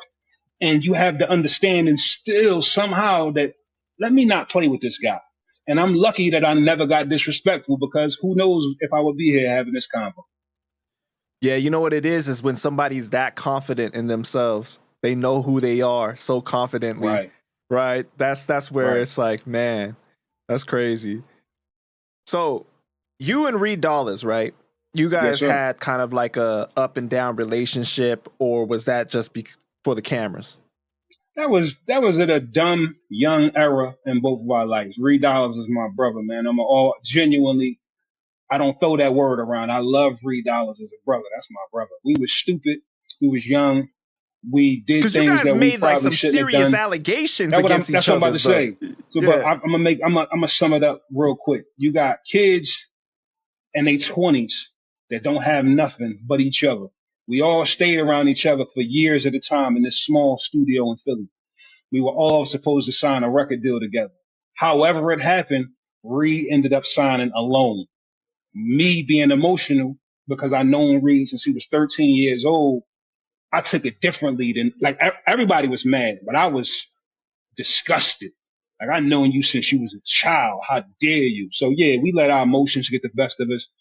We said dumb shit on the internet. I wish we never said. And we've done mad music since then. We done kicked it a million times since then. But this is to say to you that being young, hot headed, and having access to the internet is stupid. Like that's self destructive. So I see why these kids are now killing themselves because we was on the brink of doing that early. Like we was letting the internet put us in situations where his people or my people were going to do something stupid, and we're only temporarily mad. Right. And that's the crazy thing is that the internet still was really new at that time, right? Especially to people in the Right, street, especially to people in the street. And right, then you right. see kind of like some of the morals, the codes and everything. There wasn't really a book on like how street dudes are supposed to be moving in the internet world. You Nah, know what I'm saying? nah. And You would just see stuff on the internet and realize after, like, damn, I shouldn't have did it, but it's already out. Like that's how we learned right. And by it lives seeing it. forever. That's the Right, problem. It right, lives forever. It's not like how in the hood you just like, oh, remember that time? And it's just hearsay. It's just a story, right? right, Now it's like your ass is on video. It's right there. Everybody can watch it any single time they want. right, right. That's the terrible thing. And I know that because you got so much love for him. He got so much love for you that you guys definitely regretted that. Yeah, that was stupid, bro. We talk about that still to this day. Like it's interesting that now I'll hit him for whatever reason. Yo, bro, you good? He'll hit my phone the same way. Yo, bro, you good? Yo, congratulations. I see what you're doing. Yo, I see what you're doing. We kind of laugh like, yo, how did we let the internet make us do that? So it's just, I'm glad we was able to make it through that era though. Yeah, absolutely, man. So when you were younger and in school, you said that you were battling a lot, right? Was this like at the lunch tables and like just like 100%. before school? 100% Got in you. the lunchroom everywhere. I was the lunchroom beat on the table champion. Like I was nasty with it. But yeah, like everywhere. I didn't care, bro. Before school, after school, I remember my stepsister having like dudes that would come see us. So my stepsister was older than me. So anytime a dude would come see her and they might have been in a hip hop or they rap, she would be like, "Hey, bro, he rap." She know what I was gonna do. I'd be like, "Hey, man, you rap? Yeah, I rap. Let me hear something." She know what I'm gonna do. I want battle.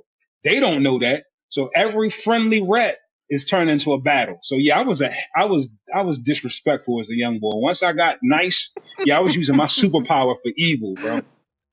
Yeah, I can see that. Did you ever end up doing MTV's Fight Club with like International P and Yeah, everything? yeah, we did the Fight Club. Shout out to Fight Club. Unfortunately, when we was doing it, there was no camera. Well, there was no. I don't know if it was.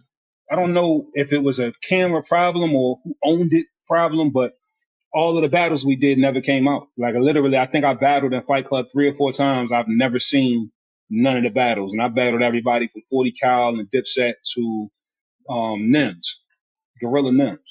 Wait, and this was MTV filming at this time, or was it just like some? No, this is just when Fight. Okay, so what people don't know is Fight Club was already a legendary movement with hundreds of battles Right. in the vault before MTV came along. MTV only came along and was basically going to repost what Fight Club was already doing. So, like I said, I had a bunch of battles. Me, Reed, um, Eddie Morris, Frankie with the Grippers, any of the guys that you know from the Philly DVD era, we all were in there battling, and none of them battles ever came out. And I don't know why. Did you win them all? I'm gonna be honest. I won every battle except my Nims battle. Shout out to Nims. Nims was the first disrespectful MC at a time when that didn't really exist yet. Like when shock value didn't exist like that before Eminem was, famous for saying the crazy shit. Nims would say the most disrespectful shit you've ever heard. Like I remember them said bars that I just wanted to fight. Like my mom, like I said, like I said, my mom had died, so Nims would be like, you know, and your mother's this and your mother and your mother and your mother, your mother, your mother, and I would be like, yo, bro, you gotta chill. And Nims was such a character. He would tell you, what you want to fight? Let's go outside. And me being who I am, oh, you speak my language? Hell yeah, let's go outside. So now it's just, it was just bad. Like the first time me and Nims met in battle, that battle went left. It definitely went left. If we wouldn't have made peace, shout out to Pee Wee Kirkland. If the legendary Pee Wee Kirkland didn't just calm us all down and just make sure it was just a functional battle, we was gonna fight. We was definitely gonna fight that day. Because he didn't care, and I definitely didn't care. Were you guys betting money at that time? No, they were betting. Like the Fight Club was betting. I don't know about Nims and them, but like people in the crowd would just see who it is. Oh, $3 and okay, yeah, I bet. So we didn't come to bet. We just came to catch wreck. So you were seeing like everybody there was like, you know, everybody in the battle world was there.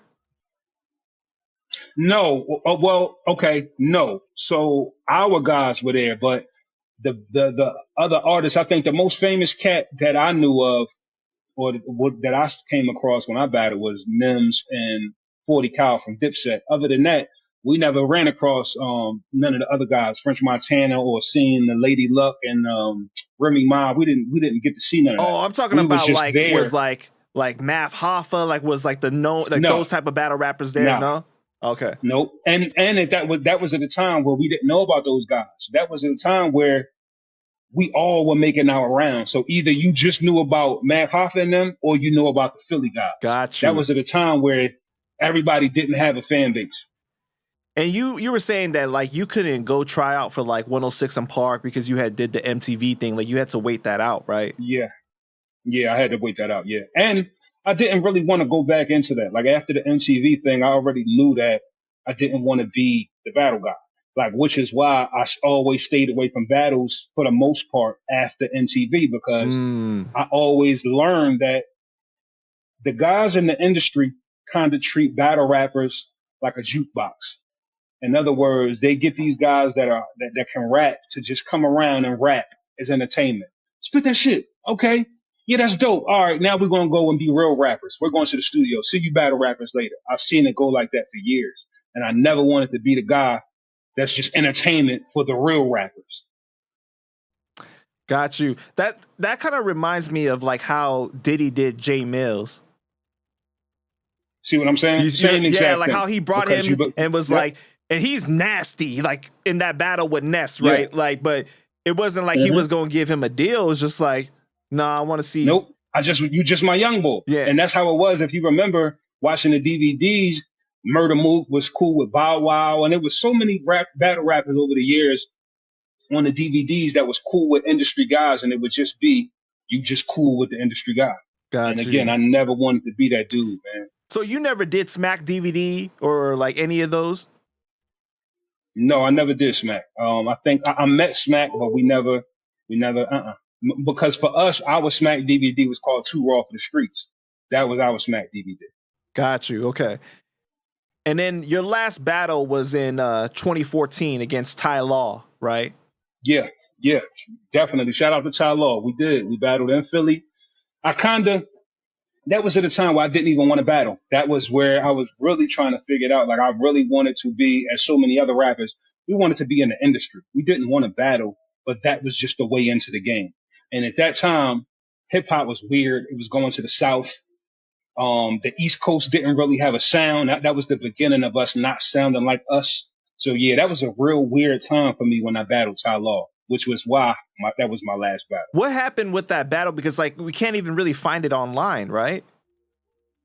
Well, that battle caused the league that it happened in. I don't want to say their name. I don't want to make them look bad, but it caused that league to break up. They ended up beefing over the footage, who owned the footage. Some battle rappers didn't get paid. I literally had to stop battle rappers from fighting. Shout out to my man Swave Sever. He'll tell you that I had to literally make Swave chill out because Swave was one of the guys that came all the way from New York and didn't get paid, and it was gonna go bad. So yeah. Yo, that's crazy, man. Did you get paid? Of course. You're Of like, but I course. got paid.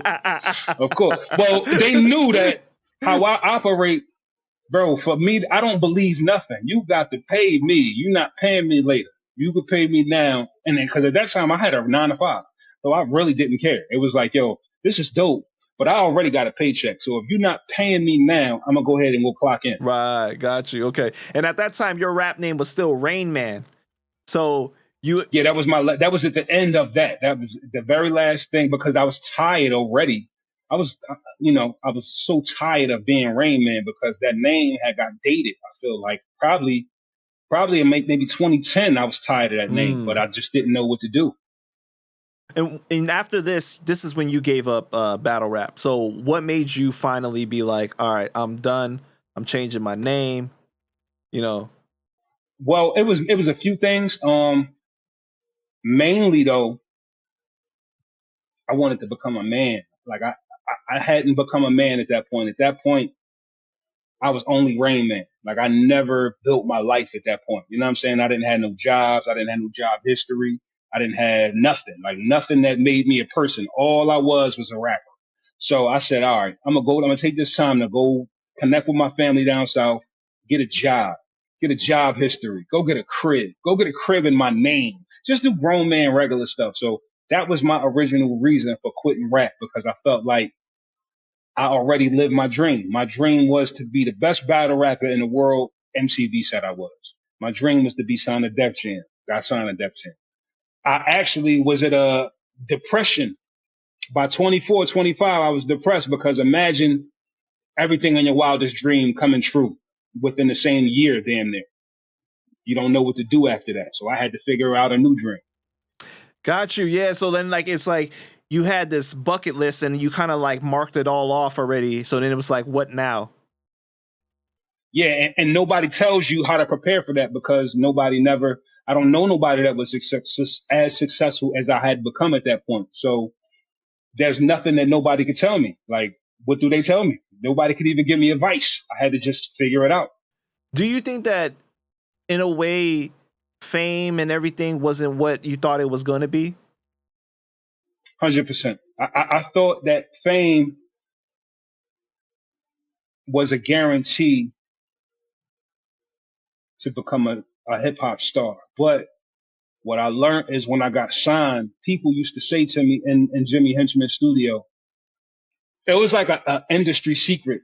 They would say to me back then, it's a shame you signed now and not when talent mattered. I would hear that a lot. I mean, a lot. Like they would take me places to rhyme for people and they'd be like, damn, I wish you signed Rain a little earlier, bro. Right when it mattered, like it don't matter no more. And I was like, what do they mean? And that was kind of when it was turning into what it's turning into now, where it's like your talent is cool, but how many views you got? Right. How many streams you got? That type of thing. It's the wrong era.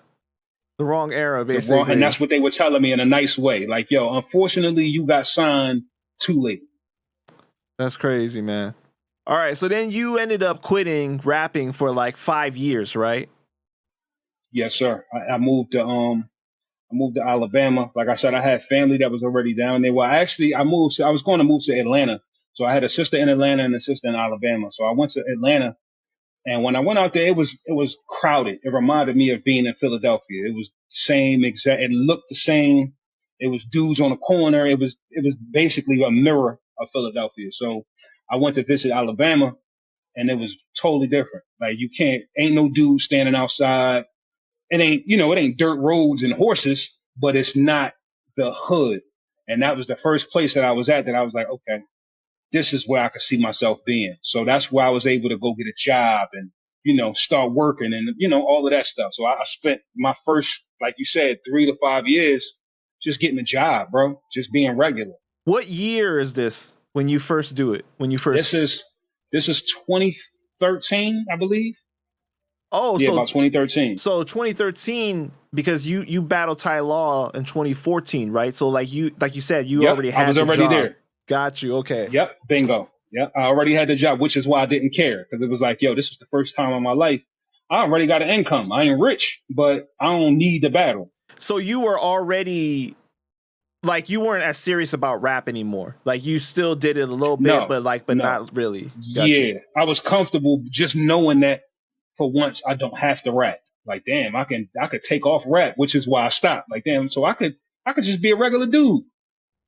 Do you think that you found comfort in kind of like some stability, some consistency because of Hundred having that percent, stable job 100%. and just that check coming in? Because I can imagine while while you're searching for your career and like your dream and trying to make things happen, there's a lot of ups and downs, a lot of turmoil.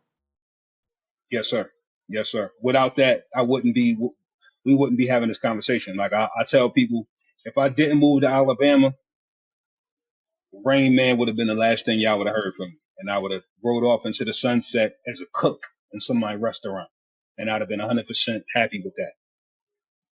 So you did a lot of soul searching during that time, and you found yourself. It seems like, right? 100%. 100%.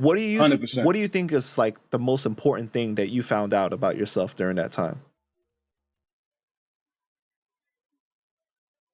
I found out that what everybody else want from me don't matter.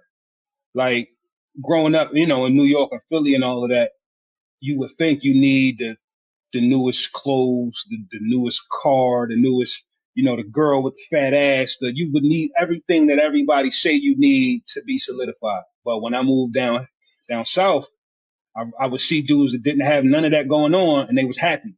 Like I was meeting cats that was like, we would call them country, but they ain't had nothing going on, but they 9 to 5 and coming home smoking some dirt weed and watching TV. And I was like, yo, why are y'all so happy? But then I started to dig because they paying their bills, they in control of their life. They don't got a lot, but what they do got, they control it. They ain't worried about nothing. And once I got that, like you said, that stability, I was like, man, I don't care about no damn rap. Which is why when I started rapping again, it was totally for the love because I didn't care about getting a record deal. I just wanted to rap because I'm bored. Right? Yeah, it's crazy, man. Because like you know, it always seems like people with less are more grateful for what they have, and they're more happy with what they have. Right? You see so Facts. many rich Facts. people that basically like have like the world, right? Like just like anything they want, but they're just not happy. They're not happy with their Right. lives, bro. Right. That was my shell shot. Like, yeah, I definitely realized that people in Alabama have less. And well, not all of them like on some poverty stuff, but a lot of these people have less than what we're accustomed to. All of the clothes, the new Timberlands, they don't be having none of that going on. These dudes that I be meeting and coming across, man, they be having bare minimum and they be way happier than the guys that have everything. So yeah, I picked that up and now, like you said, without that, we wouldn't be here. Yeah, because it seems like you found what you should prioritize in your life. Because I know that like when you growing up, especially around hip hop, it's like the things that get broadcasted to us. It's like, yeah, you got to have the chain, you got to have all the fly stuff, you got to keep up these appearances and everything. It's a lot. It's a lot to put up with, bro. It You know is. what I mean? And It is. you can kind of lose yourself sometimes in that. You Yeah, know? yeah. Alabama was definitely the first place that never that don't care about what you have. Like Hmm. you can go down south and get your life together, and nobody care about the getting your life together process. You know how it's rough when you getting your shit together. Down in Alabama is one of them places where, and your process to getting it together, ain't nobody about to clown you because everybody is doing regular stuff. Right. Yeah, man. And was that a culture shock for you living in the South at first? Yeah, it was a culture shock, but it was comfortable. I can't explain it. It was new, but it was what I needed because I didn't have to, like you said, I didn't have to keep up no appearance. I didn't have to try to be nobody. I was just able to just go get a paycheck and figure out something to occupy my time. I never had that before. Growing up again, it was, you know, what type of sneakers you got on? Yeah, but is your polo shirt real? Yeah, but is your Nikes real? All of that type of shit that don't really matter. Right, right. Because when you think about it, right, all that shit at the end of the day doesn't make you a good person. And I know, like in the South, Hell it's no. it's like very heavy on the morals, right? And I think Right, that that's why you were able to kind of find that because it was like, let's focus on who you really are versus right, the outward right. And I appearances. didn't know. I just had to figure it out. So now you're talking about I'm getting my self worth from being at work, and they basing that my self worth is coming from the type of job that I'm doing. So now they like, yo, you're a great worker. So now I'm getting confidence as a man, shit that I just never had. Like, so it's kind of like what you said, which is why when I started rapping, I had a new confidence and swagger that I never had before. What job were you doing at that time? Everything, man. I worked at this place called Mr. Car Wash. That was my savior. Mr. Car Wash is kind of like that's the well, not now, but that was like one of the bigger businesses in Alabama. Like that was where you could see the nicer cars, the biggest trucks. That was kind of like a place that you wanted to be. You're gonna meet girls, you're gonna meet people, that type of thing, and you can actually make good money. So Oh, I so worked you there was for living mad the years. Wash, the movie The Wash, like for real though. 100%. 100%. 100%. And I'm talking about like I made them love me. When I say they love me, like I had it to where I'm able to do what I want. I'm pretty much able to come to work. The boss would leave. Like I had it that to that point where the boss like, oh, Rob's here. All right, I'm leaving. You guys will be fine. Like I kind of just had it dug in no matter where I was at. And once I developed being a man at any job, that's when I started to realize, damn, I could apply this to rap now. Like now I kind of am the man. It don't matter if I'm rapping. I'm just the man. Not in a cocky way, but just damn, I'm finally in my own skin. Did anyone recognize you as Rain Man? No, I think maybe two people in my whole time in Alabama, maybe three. My engineer, my man Tizo, he heard of me. I think, he didn't know, everything, but he had a friend that knew. So when I first got to Alabama, I'm scouting for a studio. So I hit a homie that I met at the car wash. Yo, who got the studio? So he told me about a cat. I tweeted this dude like, yo, my name is such and such. I'm from Philly. So he's reading the tweet, I'm pretty sure, in Alabama, like, who the hell is Rain Man from Philly? Like, yeah, whatever. So he said he hit up one of his friends or peoples and they told him, like, yo, I actually know Main Man. Yeah, he's from MTV, blah, blah, blah. So we hooked up. It took a minute. Like the first studio session didn't go through. But yeah, it took a minute. But yeah, it took, again, just meeting regular people, being a regular person to find everything that I needed to connect me back to hip hop. And P.A. Dre, your producer, is the one that convinced you to rap again, right? All while I was in Alabama, because he was talking to me. He DM'd me while I was in Alabama. He was like, hey, bro, I see you don't be rapping like that no more. And I told him what I'm telling you. Like, nah, bro, I'm kind of cool. Like, I ain't rich, but I don't got to be a rapper 24/7. So I don't really care. And he was just like, listen, I got these beats. I don't want to give them to nobody but you. I didn't understand. I'm like, I don't even rap. I'm nobody. Like my whole thing that I think that I didn't have yet was confidence. In my talent, more confidence, because as he's telling me, he's like, yo, I think you're the greatest rapper I've ever heard. I want to give you these beats. My whole thing was like, man, but I'm not relevant. Why you want to give them to me? You can go give them to anybody. Don't give them to me. I'm not popping. And he just kept telling me, he's like, bro, just please take these beats. Please, please. And over time, I started writing to him. I started getting with my man Tizo. I started recording with him and just randomly in his mom's basement. And, more PA Dre beats, more studio time. And then, started getting a buzz on Instagram.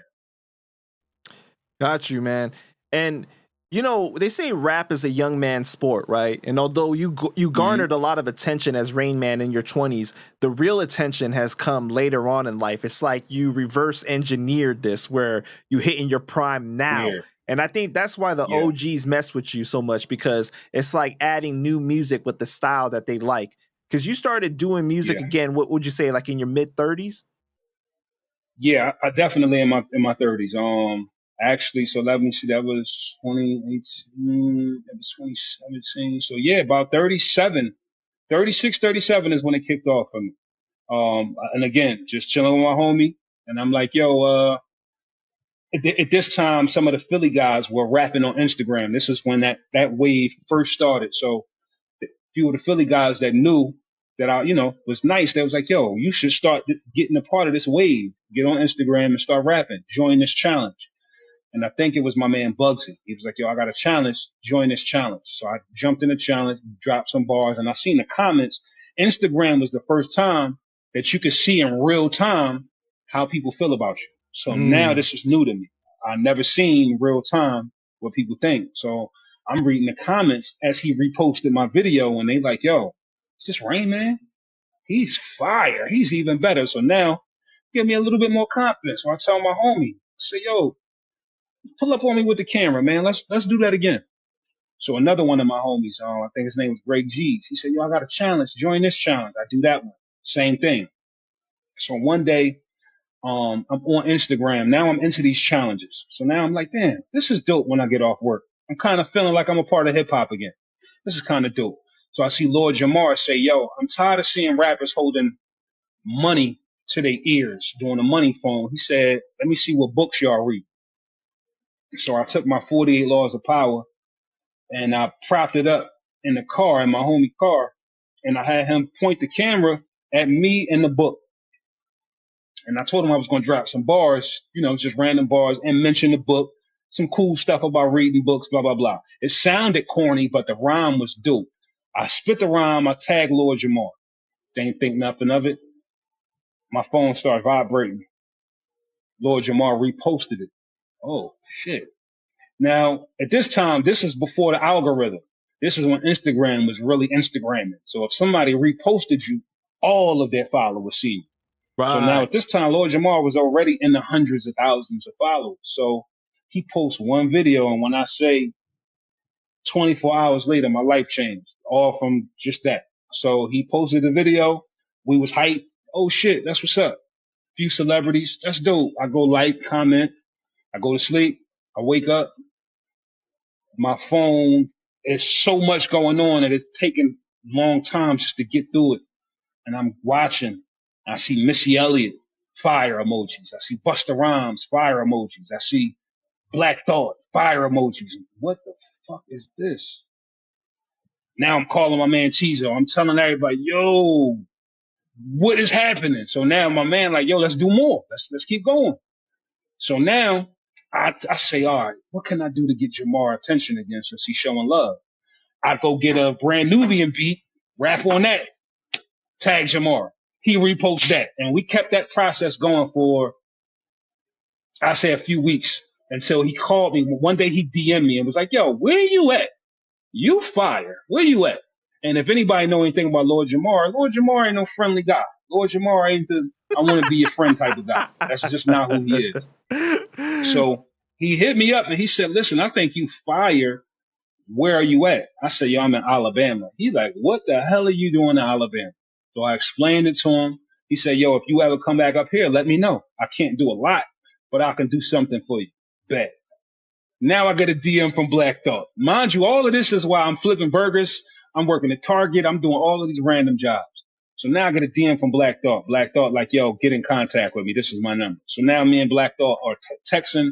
Bro, I'm doing all of this as I'm going to work. Now I'm cleaning bad. I'm doing dirty jobs, going in the bathroom, talking to celebrities. This is just the craziest shit. So now Black Thought DMs me one day and he says, yo, what you doing on Instagram is dope, but if you want to really blow up, you're gonna have to leave that job and get out of Alabama. I'm like, yo, I don't know nobody, blah, blah, blah, blah, blah, and I don't got no money. And Black Thought ain't baby me or nothing. He was like, hey man, figure it out. He was like, we had to figure it out as the groups. He said, ain't nobody give us nothing. He said, figure it out if you really want to do it. So make a long story short, I ended up getting fired from a job, quitting a job, and it was time. I took that step, man, and that was the beginning. I came back to Philly, met with Black Thought, met with Lord Jamar. That was the beginning of everything. You know what's crazy is that life experience made you a better rapper than anything. Yeah. Yeah. Right, more than the repetitious skill of you writing down the rhymes and practicing and everything. It seemed like you going to Alabama and finding who you really were and living a normal life and everything. That's what really built your character and in turn made you a more lyrical beast than ever. 100%.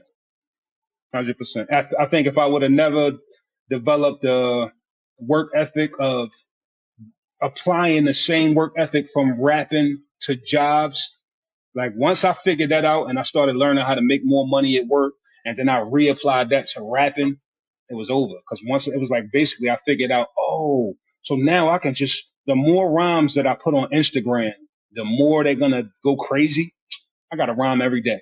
So man, my man Tizo got to a point where every day, literally, he would get off work, pull up on me, pull out the camera, and we go film and just watch the comments. And here we are. There's something special about that grind, though, isn't there? Like when you think It back, is like there's like a glow to that memory. You know what I'm saying? 100%. I remember nothing else going on good but that. Like I remember those conversations. Like, yo, I don't have nothing good going on, but looking forward to filming in this car for this 10, 15 minutes when I'm with my homie and we upload it. That was my only good times.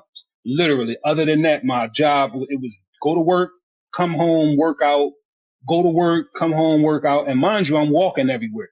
So I'm doing all types of stuff down south that I've never done. I'm taking walks, I'm working out, I'm going to work, punching the clock. So yeah, I think you're right. Without all of these things, I couldn't do what I'm doing now. And I think that what's the great thing too is that because, when you're living in the city, like, in Philly and in New York, everything is so busy, so chaotic almost, right? Because everybody's just go, go, go.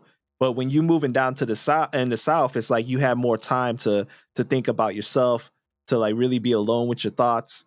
And that's what helped Right. you master plan this whole thing. 100%. I know you've been on record as saying you wanted to separate your brand from battle rap as much as possible, right? But what if you were to go against another industry rapper in the ring, like a Lloyd Banks or something like that, that has a proven track record in music, but wants to do a battle rap? Shout out to my guy Banks. Could you do that? I would do it. I would do it. Not to say a Lloyd Banks because that's my guy. Go stream Banks meets Payne out right now on all platforms. But I would definitely battle one of these industry guys. Battling ain't my thing per se because I don't. My thing is I know I have a really bad temper. You're not about to scream in my face in my 40s. You're not about to spit in my face and talk about my deceased mother. We ain't about to do none of that. So I won't do good in today's battle rap climate. But one of these industry guys, yeah, I might indulge in that for sure. So you're saying that before you were able to handle the yelling more, but now that you're older, you're just kind of like, I don't really want to do that? Yeah, I think when I was younger, it was more of because I wanted to disrespect you. Like, I was like, please go ahead and disrespect me so I can disrespect you. Now, I'm just like, please don't disrespect me because I don't want to hurt you. Like, it's just different. But battle rap is different now, too. It's a lot different, right, than it was before. It's a lot way different, bro. I've seen rappers, they're smacking your head off. They digging in your pockets. They tapping your pockets. They talking about your grandma. They know your dead relatives' names. Research the research and everything, right? Like they putting out money to find the research, all that stuff. They bring in somebody from your past to come out at the right time, right when they say this bar, all this stuff. Yeah. It's a different level of disrespect. You. I heard you were molested when you were 12. Here's the monster. Yeah, nah, bro. We can't do it. Yeah. I feel like because now that you've been in the industry for so long and making records and that's like your main thing, that if you were to go against another industry rapper that is lyrical but has like respect for the battle rap world as well, that you know what I'm saying, that I feel like you could you guys could be on the same page and have an understanding.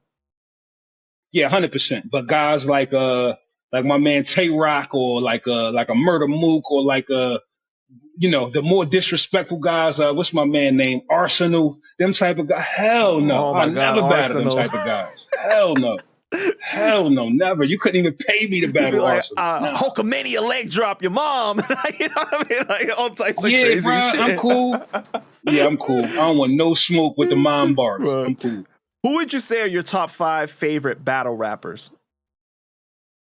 I got a lot. It changes often. Okay, so my battle rap list, like my top MC list, changes based off of what I'm writing about currently. So if I'm in my phase where I'm writing songs, it might not be that. But when I'm in my bar up bag, it might be Charlie Clips, it might be Rum Nitty, it might be Twerk, it might be Sue Surf, it might be Loaded Lux.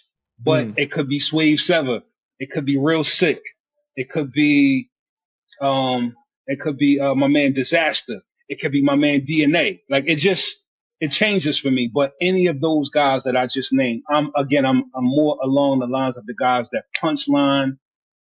The punchlines gotta be crazy. As long as the punchlines are crazy, I'm a fan. Those are my favorite battle MCs. Right. So at one point, you were trying to do things in a more positive direction with your music. And they were wondering if you Yeah. were going to go in this backpacker kind of vein of like the KRS-One, Chuck D, Public Enemy. It seemed like, you know, like what happened with that situation? Well, to make it a long story short, I didn't know what I was doing when I rebranded myself as my real name. Like I stumbled on my real name. I just was like, okay, we're not gonna be Rain Man. That's dated. Okay, my real name is Robert. Take the R. Middle name is J. I got two last names, Evans and Payne. And I just kept writing my name down, writing my name down, writing my name down, trying to figure it out, trying to figure it out. So I think once I figured out um the right way to go forward as the new guy, I think it all started to oh shit, hold on. Hold on. All right, where was we, Panda? So you said you kept writing your name down, and then you started going in a different direction. Right. No, I mean what was the question though? Oh yeah, so like at one point you were focused on making like more positive music, you Got know. you. Yeah. Got you. Right. So that's what I was saying. So as I kept writing it down, I was like, damn, I don't know what to do. So one day I was coming across like logos and shit. And I think my graphic lady sent me like a logo with the RJ Payne, but with a black fist on it. And there's just something about it. I was like, damn, I wonder if I start incorporating this type of message in my music this time around, what'll happen. So I just started experimenting. I started taking some of the PA Dre beats that had more of the soulful sound, and I started putting topics, heavy topics behind them, and just would put the music out and just see what would happen. And I would notice people would say it was dope, but they was like, I kind of want you to still be violent though. Like I know you're trying to be peaceful, but I want to hear you beat somebody up. So I kind of did it until I developed a way to do that music. So it was like once I knew that I can do it, it was easier to just go back to give my fans what they want. So I just basically learned how to take that, what you're talking about, and apply it when I feel like it. Because Got I you. figured out that's not what they want from me. Like I could want to save the world as much as I want, but shout out to a guy like Sauce Money, legendary MC. What he told me is he said, you can't control how people perceive you. So you could want to be Nas. They might say you DMX. You might want to be a DMX and they say you're a big pun. You have no control of how people take to your music. So I think that's exactly what happened. I had all intentions on rhyming more like common sense, but my fans was like, yeah, but we like the punchlines better.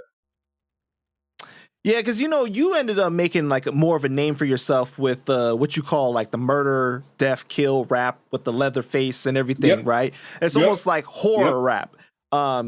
But Yeah. then like you also said that you wanted to put more substance, like about your life and everything. So how do you Mm-hmm. find that balance in doing that? Well, that's what I started doing. That's how I have so many projects. That's kind of how I made the name for myself because I got so many different projects. So I got soulful joints. I got a series called My Beautiful Pain, where I literally just talk about all of the issues that I'm currently going through. Nothing happy, none of that type of stuff. So I think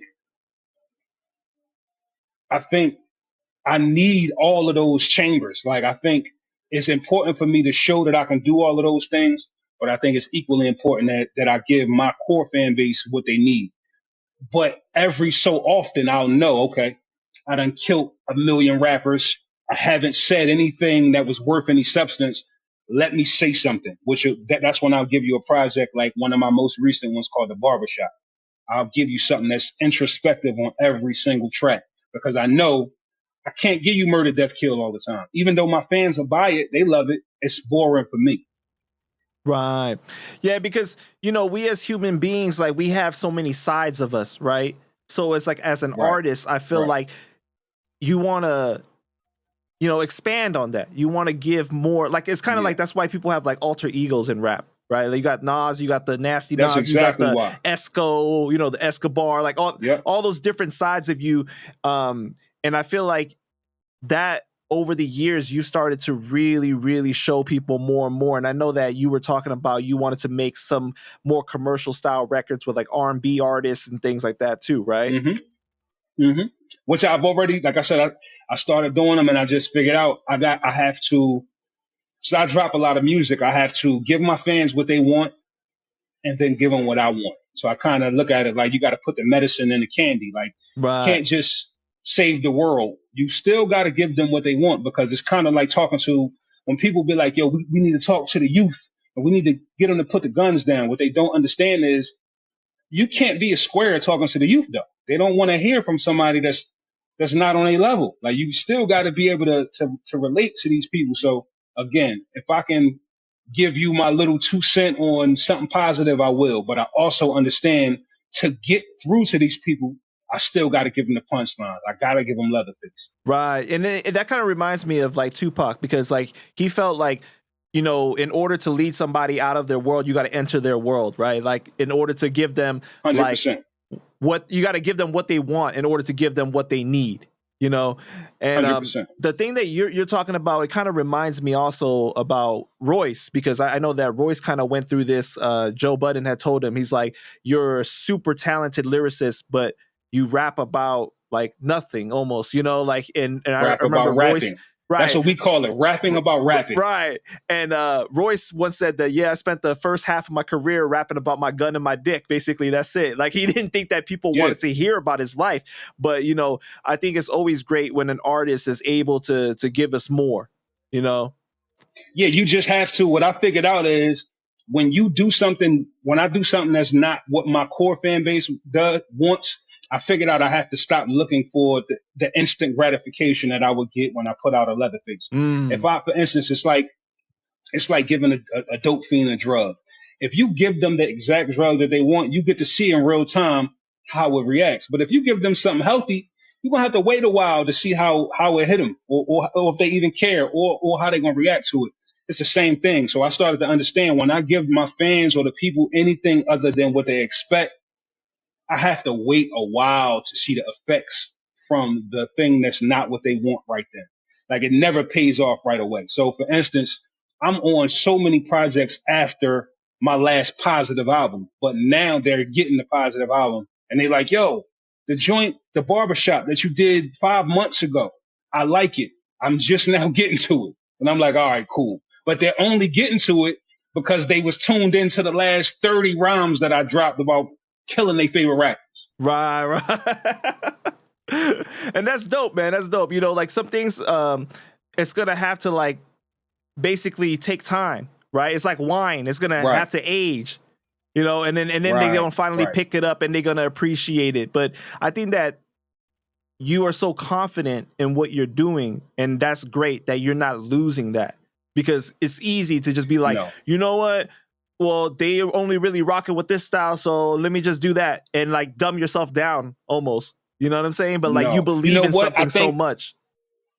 Like you said, I suffer from a good place, but I suffer from, like you said, being a fan of Jay-Z, being a fan of Nas, being a fan of DMX. So I can do all of these forms of music, and when I don't do them, I don't feel like a complete artist. Mm-hmm. So I have a yearning that when I kind of feel it, like, okay, I done killed 1 million rappers, CD after CD, I got to say something. Like that's just an inner thing. So even if the fans don't love it, I got to get it out. I got to give them something different just to make myself feel complete.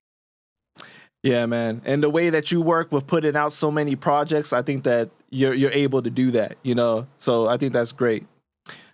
One thing I saw you said was that the biggest sacrifice you made pursuing your dreams was friends and family that brought doubt and negative energy. Can you elaborate on that? Because I think that anybody that pursuing their dream, man, especially when it's like unorthodox, you know what I mean? Like one that's like stereotypical, they experience this. I'll say this. I lost mad friends and family just in the process of waiting to get to where I am now. Figuring out how to get to where I am now, because you got to go through the, boy, you need a job. Boy, I ain't about to keep helping you. Boy, you're broke. Boy, you look bad. boy, you got to hear all of that stuff constantly. Boy, you're too old to be rapping. Like I had to go through all of that, and I think not giving up made me stronger, but it kind of give you a slight resentment for the people that don't see what you see. So when it does work, you kind of get a chip on your shoulder. That's like, yeah, don't praise me now. I remember what you said, and I don't like to be petty like that, but it does happen. Like I still do remember everybody that said, "You said you 37." I would hang that up if I was you. So now, when at 44, to be thriving, to be able to do exactly what I want, go where I want, and to have everybody like, "Oh, you're doing an amazing job." I don't get caught up in that because I remember everybody saying, "Yeah, you too old. I don't know about that." Yeah, man. It's.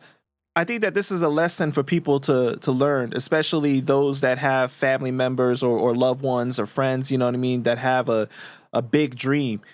It's hard, bro. It's really hard for It is. somebody to be that courageous and speak out and say, this really is my dream. I know it's so big. I know it's unorthodox. I know it sounds crazy. But when you have somebody close to you support you, it's life changing for somebody that has a big It is. dream. Because It is. it's so like lonely when nobody around you is supporting you, and like a Believes. stranger is more likely to support you than somebody that knows you, which is crazy, right? Because you think It's about it, it's like, wow. why you don't know J. Cole or you don't know this rapper, why you listening to them? I done been here Right. with you. Like Right. we grew up together. Right. Like, why can't you support me? You know what I'm saying? Right. Like, and it be like No, that. I It be totally like agree. that. But you're so right because again, it took P.A. Dre to make me start rapping again. It took somebody by the name of Chrissy Mack, who I didn't know, who randomly became a fan of mine online and DM me like, "Yo, listen, I make websites," and I'm like, "Yeah, whatever." No, but I make websites that you can you can monetize and you can get money. At this time, I wasn't making no money, so I'm like, whatever. I'm coming from the mixtape era, the DVD era. Whatever, lady. We don't make money off this music stuff. Mixtapes are free. I ain't trying to hear that. I let the lady really tell me exactly what she do, exactly how the website worked. I think I might have had, I think the day that I pushed the button or she pushed the button, we might have had $70 between us. Everybody was broke. She just kept saying, "Yo, I believe in you. Let me push the button on this website. And all you got to do is post and tell your fans that your music is now for sale." Literally, I had no money. This is after leaving Alabama, leaving the comfort of being around my family. She pressed that button, put the last $70 up. I posted that link. The money started coming. Mm. Now, mind you, I don't know this lady. This lady don't know me. She's just a fan. She took what she knew how to do with technology, applied it to my talent.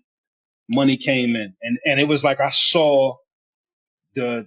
It was like I just saw like I can't even explain it. I saw a pot of gold though. It was basically like, okay, so if they're gonna pay me now for new music, that means I gotta drop some new music every 2-3 weeks, every month. I need a new album. And she was even my team was like, "You can't put out no music that fast." I'm like, "Shit, if I can't." You said they're gonna buy it every time I put it out. Yeah, I'm gonna drop. And what I started doing, I started dropping project after project to a point I think I put out 6 or 7 projects in 1 year. And like you said, it took for somebody that I don't know to believe in me to make me able to profit off of the music. And sure enough, that's how we're here today because of a stranger. And I know what you're saying too, because it's hard not to have that resentment sometimes when it's like you wasn't there supporting when I was fucked up, but now that I'm Right. popping, people saying my name, or like sometimes it takes like somebody like your loved one's friend to tell them like, "Yo, you don't know Payne is really on it," like, and then they hear it from someone else and they're like, Right. "Oh, Right. I finally see it now." You know what I'm saying? But like that's why Yeah, you're right. You're right. it's That's how my crazy. family seen it. I remember seeing my family not believe until they seen the people that they look up to going crazy over me. I Right. remember literally watching my family decide in their face, like, "Oh shit, that's I'll be sure. That's LL Cool J. For my brother? All right, I'm in. I'm in now. I see it." Yeah, man, it's kind of hard sometimes not to feel some type of way about that, but I think that I think it was Kevin Gates that said it. He said it in an interview. It's like not everybody's gonna treat your dream like you are, because you're the one that sees it and really believes in it, and like Yeah, no one, yeah, not everyone deserves access to it. Because your dream is yeah. fragile, right? You got to handle Right. it It's with yours. care. It's your vision for a reason. Right. They didn't give it to everybody else to see.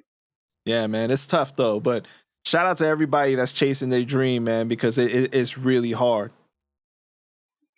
Big facts, man. So you've been on record as a huge Eminem supporter. You said that you're not an emotional guy, but when you heard him mention your name, you shed some tears because it was like validation for all the hard work that you put into this, right? Right. Right. Absolutely, man. So I was sitting down. I got a text from my man Paige Kennedy, super dope MC and an actor from Cali. He I texted love me, say, Paige, "Yo, man. He's funny as hell. right, super funny." He said, "Yo, Eminem and Wayne is talking about you." I think I didn't respond, or I think I responded like whatever. And he's like, "No, I'm serious, bro. Wayne and Because Emma he's a talking about comedian you." too. So like Yeah, you probably brushed it off as like, oh, you being funny. yeah. I didn't care. I was like, whatever, man. So I started getting tweets and Instagram people just DMing me like, pardon me, like, yo, I'm listening to Wayne podcast. They talking about you. Same thing Paige telling me. So I said, all right, next person to tell me, I'm going to ask them to send me footage. Sure enough, 2 or 3 people. Yo, I just heard Eminem. I don't know you, but I think you're dope. I heard of you and Eminem told me to look you up. I'm looking you up. Yo, send me footage. So one person finally sent me the footage. When I actually sat down and watched it, it was just Niagara Falls, bro. Just tears. I couldn't even control it. It was just like, yo, I remember vividly people saying, yo, you're too old. This shit ain't gonna work. Get a job. You washed up. So to hear the 2 goats like, yo, Payne is a problem. And Wayne like, yeah, I know about RJ Payne, man. Yeah, I know about RJ, man. That blew my mind, bro, which was more, which solidified that I needed to work harder. That's how I looked at it. Like, okay, this is dope. Get your little tear off, but now you need 10 more albums. So what did I do? Soon as I got the shout out from M, I dropped a freestyle, I think 24 hours later, with a music video on one of his beats, reacting to him shouting me out. And he's seen that as well. And, I think it's that work ethic and taking advantage of those moments that make you bigger. I think any of us can get a look, but I think you got to be willing to take advantage of that shit as soon as it happens. I gotta shout out both of them because sometimes people don't like showing love to other rappers on the come up or whatever it may be because they feel like it makes them, I don't know, dims their light or something like that. And for them 2 brothers to do that was a big deal. You know what I'm saying? It was. And keep this in mind. This is at a time that I don't have no connects to Eminem. I didn't, they're not my friends. They're not my homies. So that meant a lot, man, especially for Wayne to have his platform about him and take that time to make it about me. So that was super dope, man. What did you think about when Dr. Umar Johnson came out and said something along the lines of anyone that isn't black can't be the GOAT of something that is created by black people? Like there's this notion that Eminem's music doesn't resonate with the black community. I think that's a certain way of thinking. Like I understand that way of thinking because some of my old heads think that way. I'm lucky enough to come from many trains of thought. So you're not going to put me in a corner and make me say that Eminem ain't the GOAT because they said he ain't the GOAT. My theory is if you're talking about wordplay, rhyming words better than everybody else, saying incredible bars, nobody's going to do that better than Eminem. If you're talking about being cool and relative and relating more in the culture and touching people, no, Eminem is not Tupac. No, he's not DMX. No, they're not listening to Eminem in the hood. But the people that love lyricism, we listening to Eminem. We just got to call a spade a spade. So I think a rapper's rapper. Both sides. He's a rapper's rapper. A rapper's rapper. Yeah. You can play the game if you want to and act like he's not nice, but let's just keep it real. Rhyming words, it's not so many people better than Eminem. Let me just keep it 100. Better rounded artists, yes. More influential, yes. more impactful with the things they say. Yes. Lyrically, rhyming, no. I think that that's a good point that you made too, because everybody has their strengths as rappers, right? And it's like Right. that's why I hate the top 5 argument, because it's all relative. It's like, what do you value more? You know, like some Right. people value more of Right. like the lyricism aspect, if rapping about rapping, whatever. Some people like that. Some people want the shit to make you cry, right? Then you would value Right. a DMX, you would value a Tupac then, you know? So it's like Right. everybody's list is never gonna be the same because people value different things. Which is why I never say people like Ice Spice is corny. I don't say Sexy Red is corny. I always tell rappers and stuff when they be like, yo, can you critique my music? I tell them, what my critique don't matter because you need a fan base that like you. What I think about you don't matter because you might have a million people that think you the shit. I don't matter. And hip hop is so big that it's like there's niches for everything.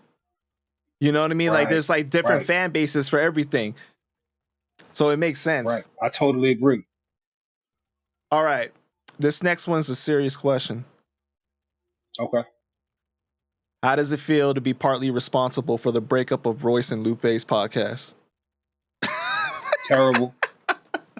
Terrible. You would ask that question, Panda. You're a terrible person for asking that, man. I love them brothers, man. Bad. I think that they were so great together when they were doing that, and I could tell that Royce was real hurt by that situation. And you know, he's one of my favorite rappers. I feel bad. Yeah, I feel bad. I'm gonna be honest. I originally made the tweet. Nobody's rapping better than me and Ransom at that moment because that's genuinely how I felt. I never thought somebody like Royce would even indulge in that type of conversation because in my thinking, you're already a legend. You're already running around with Eminem. You're already in a group with DJ Premier. You're a legend in Detroit. You're that guy. But so I'm reading the tweets back as I tweeted that, and I'm seeing mad people like, yo, I agree. You and Ransom are the best. So when I get a tweet back that says Brace the 5'9" and saying, yo, I don't like how you leaving me out the conversation and blah, blah, blah. So I immediately respond to Royce and say, yo, you rich. Why do you care about what little me is saying? What's up with you? Royce says, and I quote, no, I said, yo, you acting like I'm a threat or something. He said, you are a threat. You're an imminent threat. You're a threat to all of us. And I'm taking your words very serious. That's when I knew. I said, oh shit, I'm no longer on friendly territory. Like when you the new guy, you go through the new phase of everybody likes the new guy. They want to kick it with you, but it easily goes into, yeah, but you getting the same accolades I'm getting now. So now you competition. That's what happened. And I think the moment that Royce, whether playing, joking, or whatever, started looking at me and Ransom as competition enough to say it on social media, it translated to Lupe. Lupe started making jokes. Now Murder Mook is making jokes. Loaded Lux is making jokes. It's getting around. The next thing you know, I'm watching it live. Somehow Mickey Fax is involved. It just went so crazy, bro. So to see how it went from me and Ransom making a random tweet to Lupe and Royce arguing, Lupe got a shirt off. Yo, to see all of that happen, I'm just like, yo, that's crazy that started from me. Like you would think it would be a cocky thing, but it's more like I didn't know that I had power, I guess. I didn't know that saying that I'm one of the nicest would make a legend say that he's one of the nicest too. I didn't know that. So no, yeah, because you to can answer back your it question, up though. That's why you could back it up. See, like when other people say it and it's like they're not taking serious. They're like, oh yeah, whatever. He's just talking shit. But because people done peeped your lyrical game, they're like, yo, you kind of got a point.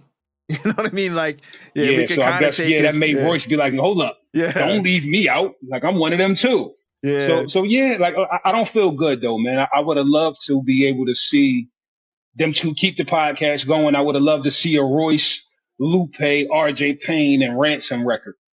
But you'll never see that. You know what I'm saying? I just think that it was blown out of proportion and it was a misunderstanding though. Because it seemed like what Royce was talking about was more of like, let's all get on a record and see who raps the best on the record. Not necessarily diss each other, but lyrical exercise. You know what I That's mean? Like exactly what Royce in wanted. competitive way. But then it all of a sudden became like, yo, like we gonna diss each other, and I don't think that he ever had that in mind, and I think that that's why He didn't. it turned to like his feelings were hurt about that situation. You know what Right. I Which mean? is why he didn't respond to Mickey Facts. And I always would see people like, yo, why he didn't respond? You just answered it perfectly. He didn't respond because I think his feelings was genuinely hurt. I think what he intended is not what it turned out to be. And I think when it got to that point, I think Royce didn't know what to do. I think he just was like, man, what the fuck? I'm taking my ball and going home. Like, this is weird. Like, I just wanted to have some type of hip hop debate. This is turning into something different.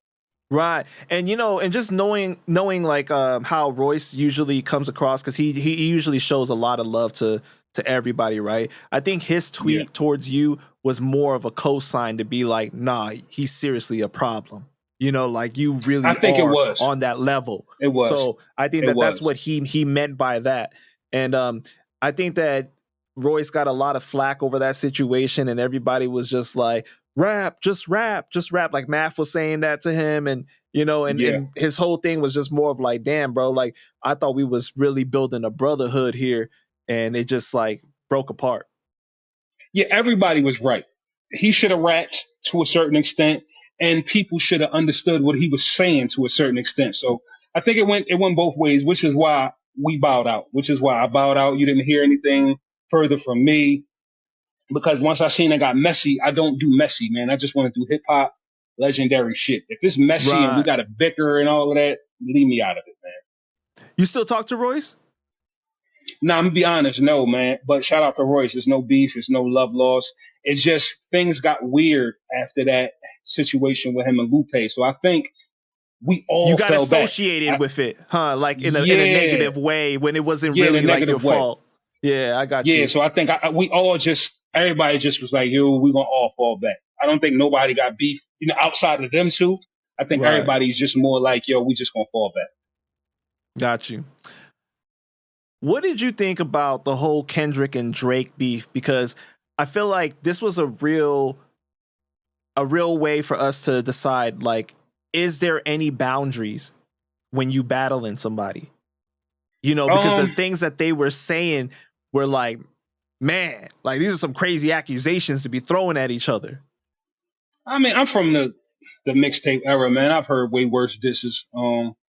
If you wasn't around for our era, then you wouldn't know that hip hop do get super nasty. But I think it was entertaining. I think the problem with battles nowadays with rappers that have names is you can't control your entourage and he can't control his entourage, and it's gonna eventually spill out.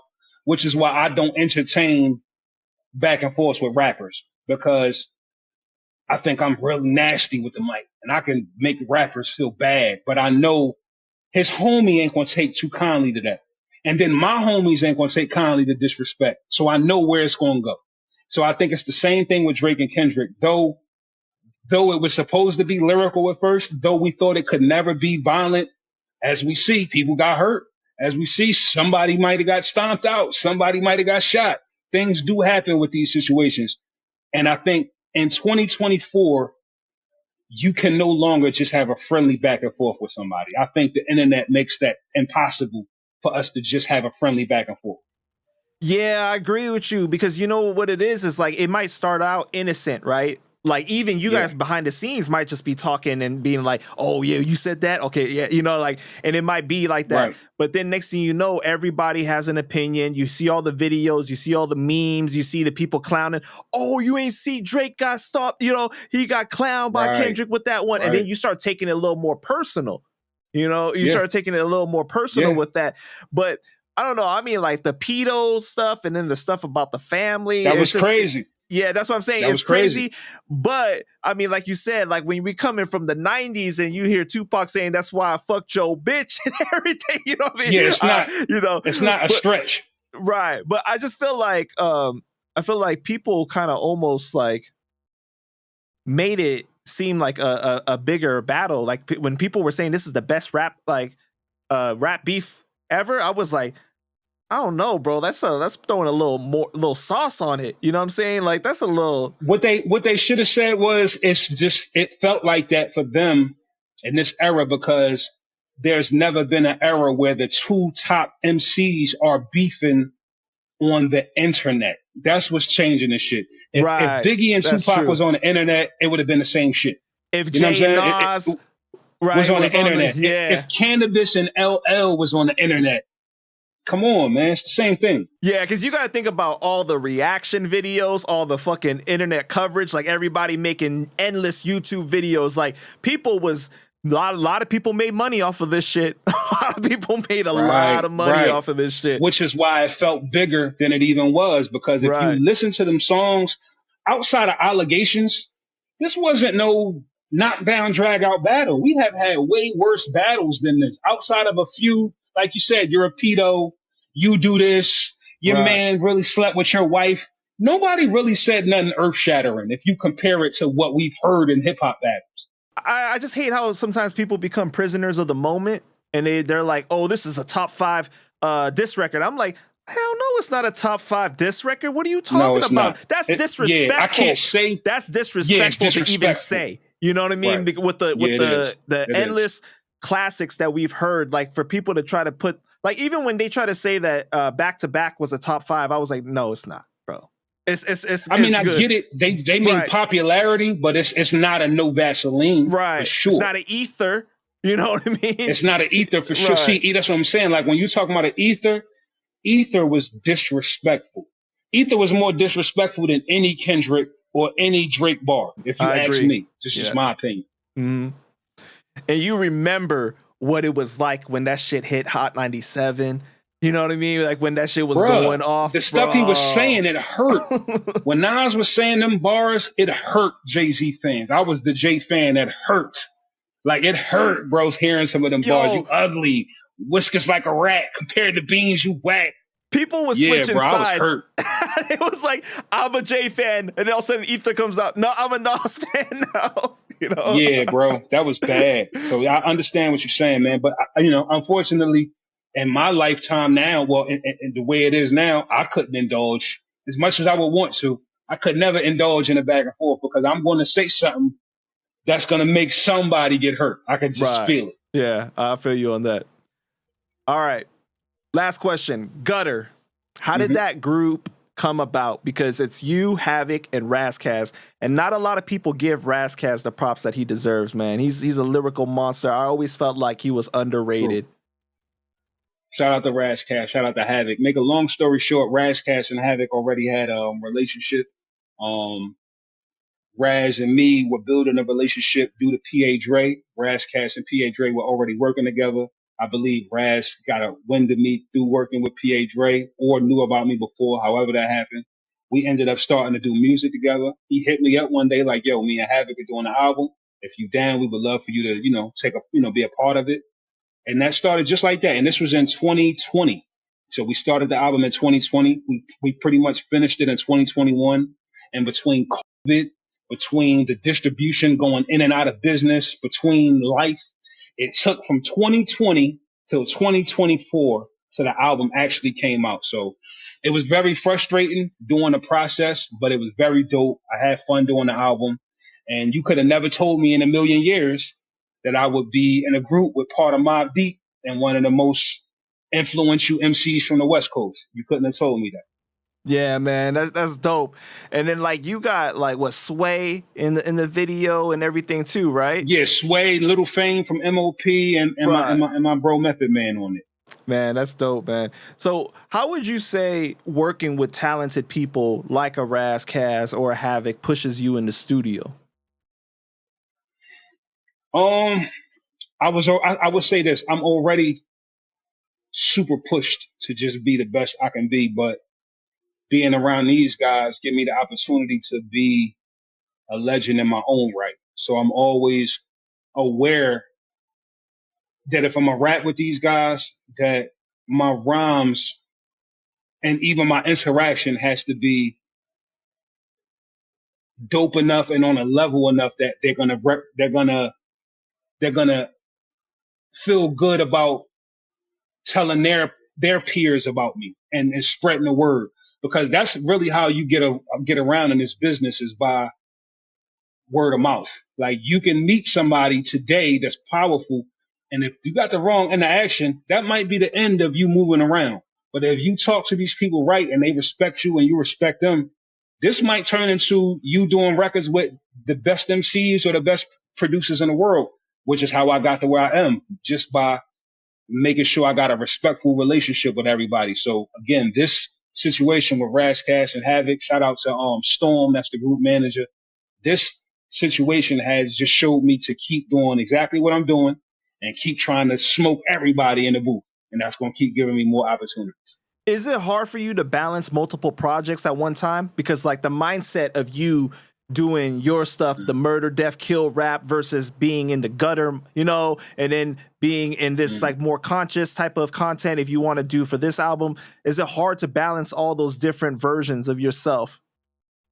No, but well, it was, but now it's not, because I narrow my work down now to, I run my music business like a 9 to 5. So every day I got 16 bars. That's my job. Every day I write 16 bars. So whatever project I'm working on, I write 16 bars for it every day. So I attack every project 16 bars a piece. So that way it's easy to compartmentalize easily. Like, okay, so if I'm working on a positive project, I'm going to do it 16 bars per day. I rarely work on both. I might work on a feature while I'm working on my music, but I think it's the easiest, like I said, is to just keep everything broke up and take it one step at a time. Because I have a habit of, if I get inspired to tell a story, like to do the Minister Society type of joints or anything that you've seen me post recently, if I get that inkling, Cinematic. I'm going to want to do that for the next 3 weeks. But I still got to convince myself, all right, when you wake up tomorrow, you got 16 bars to write that don't have nothing to do with this. So it's just pacing yourself. So you get in certain modes and like you want to stay in that mode, but you got to like kind of like push yourself out of it. All day. Yeah, most of the times I get into it's either I just want to write some bars, or like lately. So I'm a big fan of people like Larry June, Currency.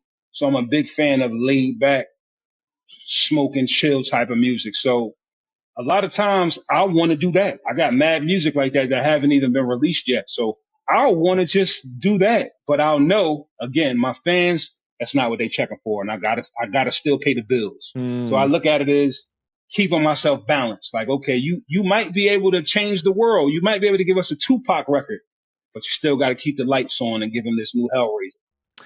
So you do what you need in order to do what you want. 100%. Which is why I don't want no record deal. Right. And the interesting thing, when you were saying that you treat it like a 9 to 5, like that's something that I've heard people talk about M's work ethic. Like he treats it like a job. Like he clocks in at 8, leaves at 8, you know, it's like he just consistent like that. And I think that that's what really... He has to, but I know why, because he has the same thing that I have. Like when you're really good at rhyming words, you get addicted to it. You kind of do it all day, all night. We don't turn it off. So you kind of have to start telling yourself, I'm only going to write these rhymes from 6 a.m. till 2 p.m. We're cutting it off after 2. That allows me to grow. Like it allows me to not be a robot. Other than that, bro, I would be thinking the bars every day, all day. Right, because you got to think at the end of the day, you're a human being. You got to do regular stuff too. You can't be going crazy working nonstop like that. Like it's not good for you. And I did that. Yeah. And I did that the whole Rain Man era. Like I never had no personal time. Got you, man. All right, Payne, I just want to say thank you so much for your time, bro. Is there anything else you want to say to the fans, brother, before we go ahead and wrap it up? Oh, man. Thank you to Panda Chop for the platform. I'll just say, look out for mad music on the way. I'm on a new KRS-One album about to drop. I think I got the first single on his album. I got a project that's about to drop next month. I ain't even gonna tell you the title yet, but just know I got people on there like Method Man, Pat Poose, Rockness Monster from Helter Skelter, J Hood, so many Oh, people. you got my Y'all gonna bro. be You in it got for my so bro many. Hood on there. Oh man, shout out to J Yeah, Hood. yeah, man. He's a good dude, man. Y'all ain't seen nothing, man. Just know I got a lot of music on the way. I'm entertaining a few deals, and you're gonna see some things in the future, man. That's dope, man. You know, it's funny that you said Papoose because I feel like sometimes your vibe is a little like Pap. You know what I That's mean? my guy. You know Yeah. what? We got that in common because Pap is one of the last guys that still rap like he rap better than everybody. Like, you know, what's interesting that we have in this convo. I got this record that I'm about to put out off of my next project. It's an exclusive. You getting here again? Me, Pat Poose, Method Man, Rockness Monster, and Kanava from D12, all on one record. So What? this record is so crazy that I let Method Man hear Pat Poose verse just so he can see what the song was about because my verse wasn't recorded. So I let him hear some of Pat verse. Method Man was like, "Yo, what the fuck is wrong with Pat? Like, why is he rapping like that? Like, yo, Pat verse was so crazy that even when I got it, I was like, yo, I'm not rapping after him. Like, the Method Man gonna have to rap, and then I'm gonna rap after Meth. Like, yeah, it's one of them. So Pat Poose raps like his rent is due. Pat Poose rap like his lights is gonna get cut off tomorrow. Yo, he works got it. real hard too. Like he was dropping like an album a month or something like that not too long ago, wasn't he? He did. He did it last year. Yeah. He did it. Yeah, he did it. It's only a few artists that did that. I wanted to do it, but I got so much going on. I haven't been able to do it yet. It's not easy. Right. That's crazy, man. Well, shout out to them, bro. Yo, Payne, thank you so much again, bro. Anytime, man.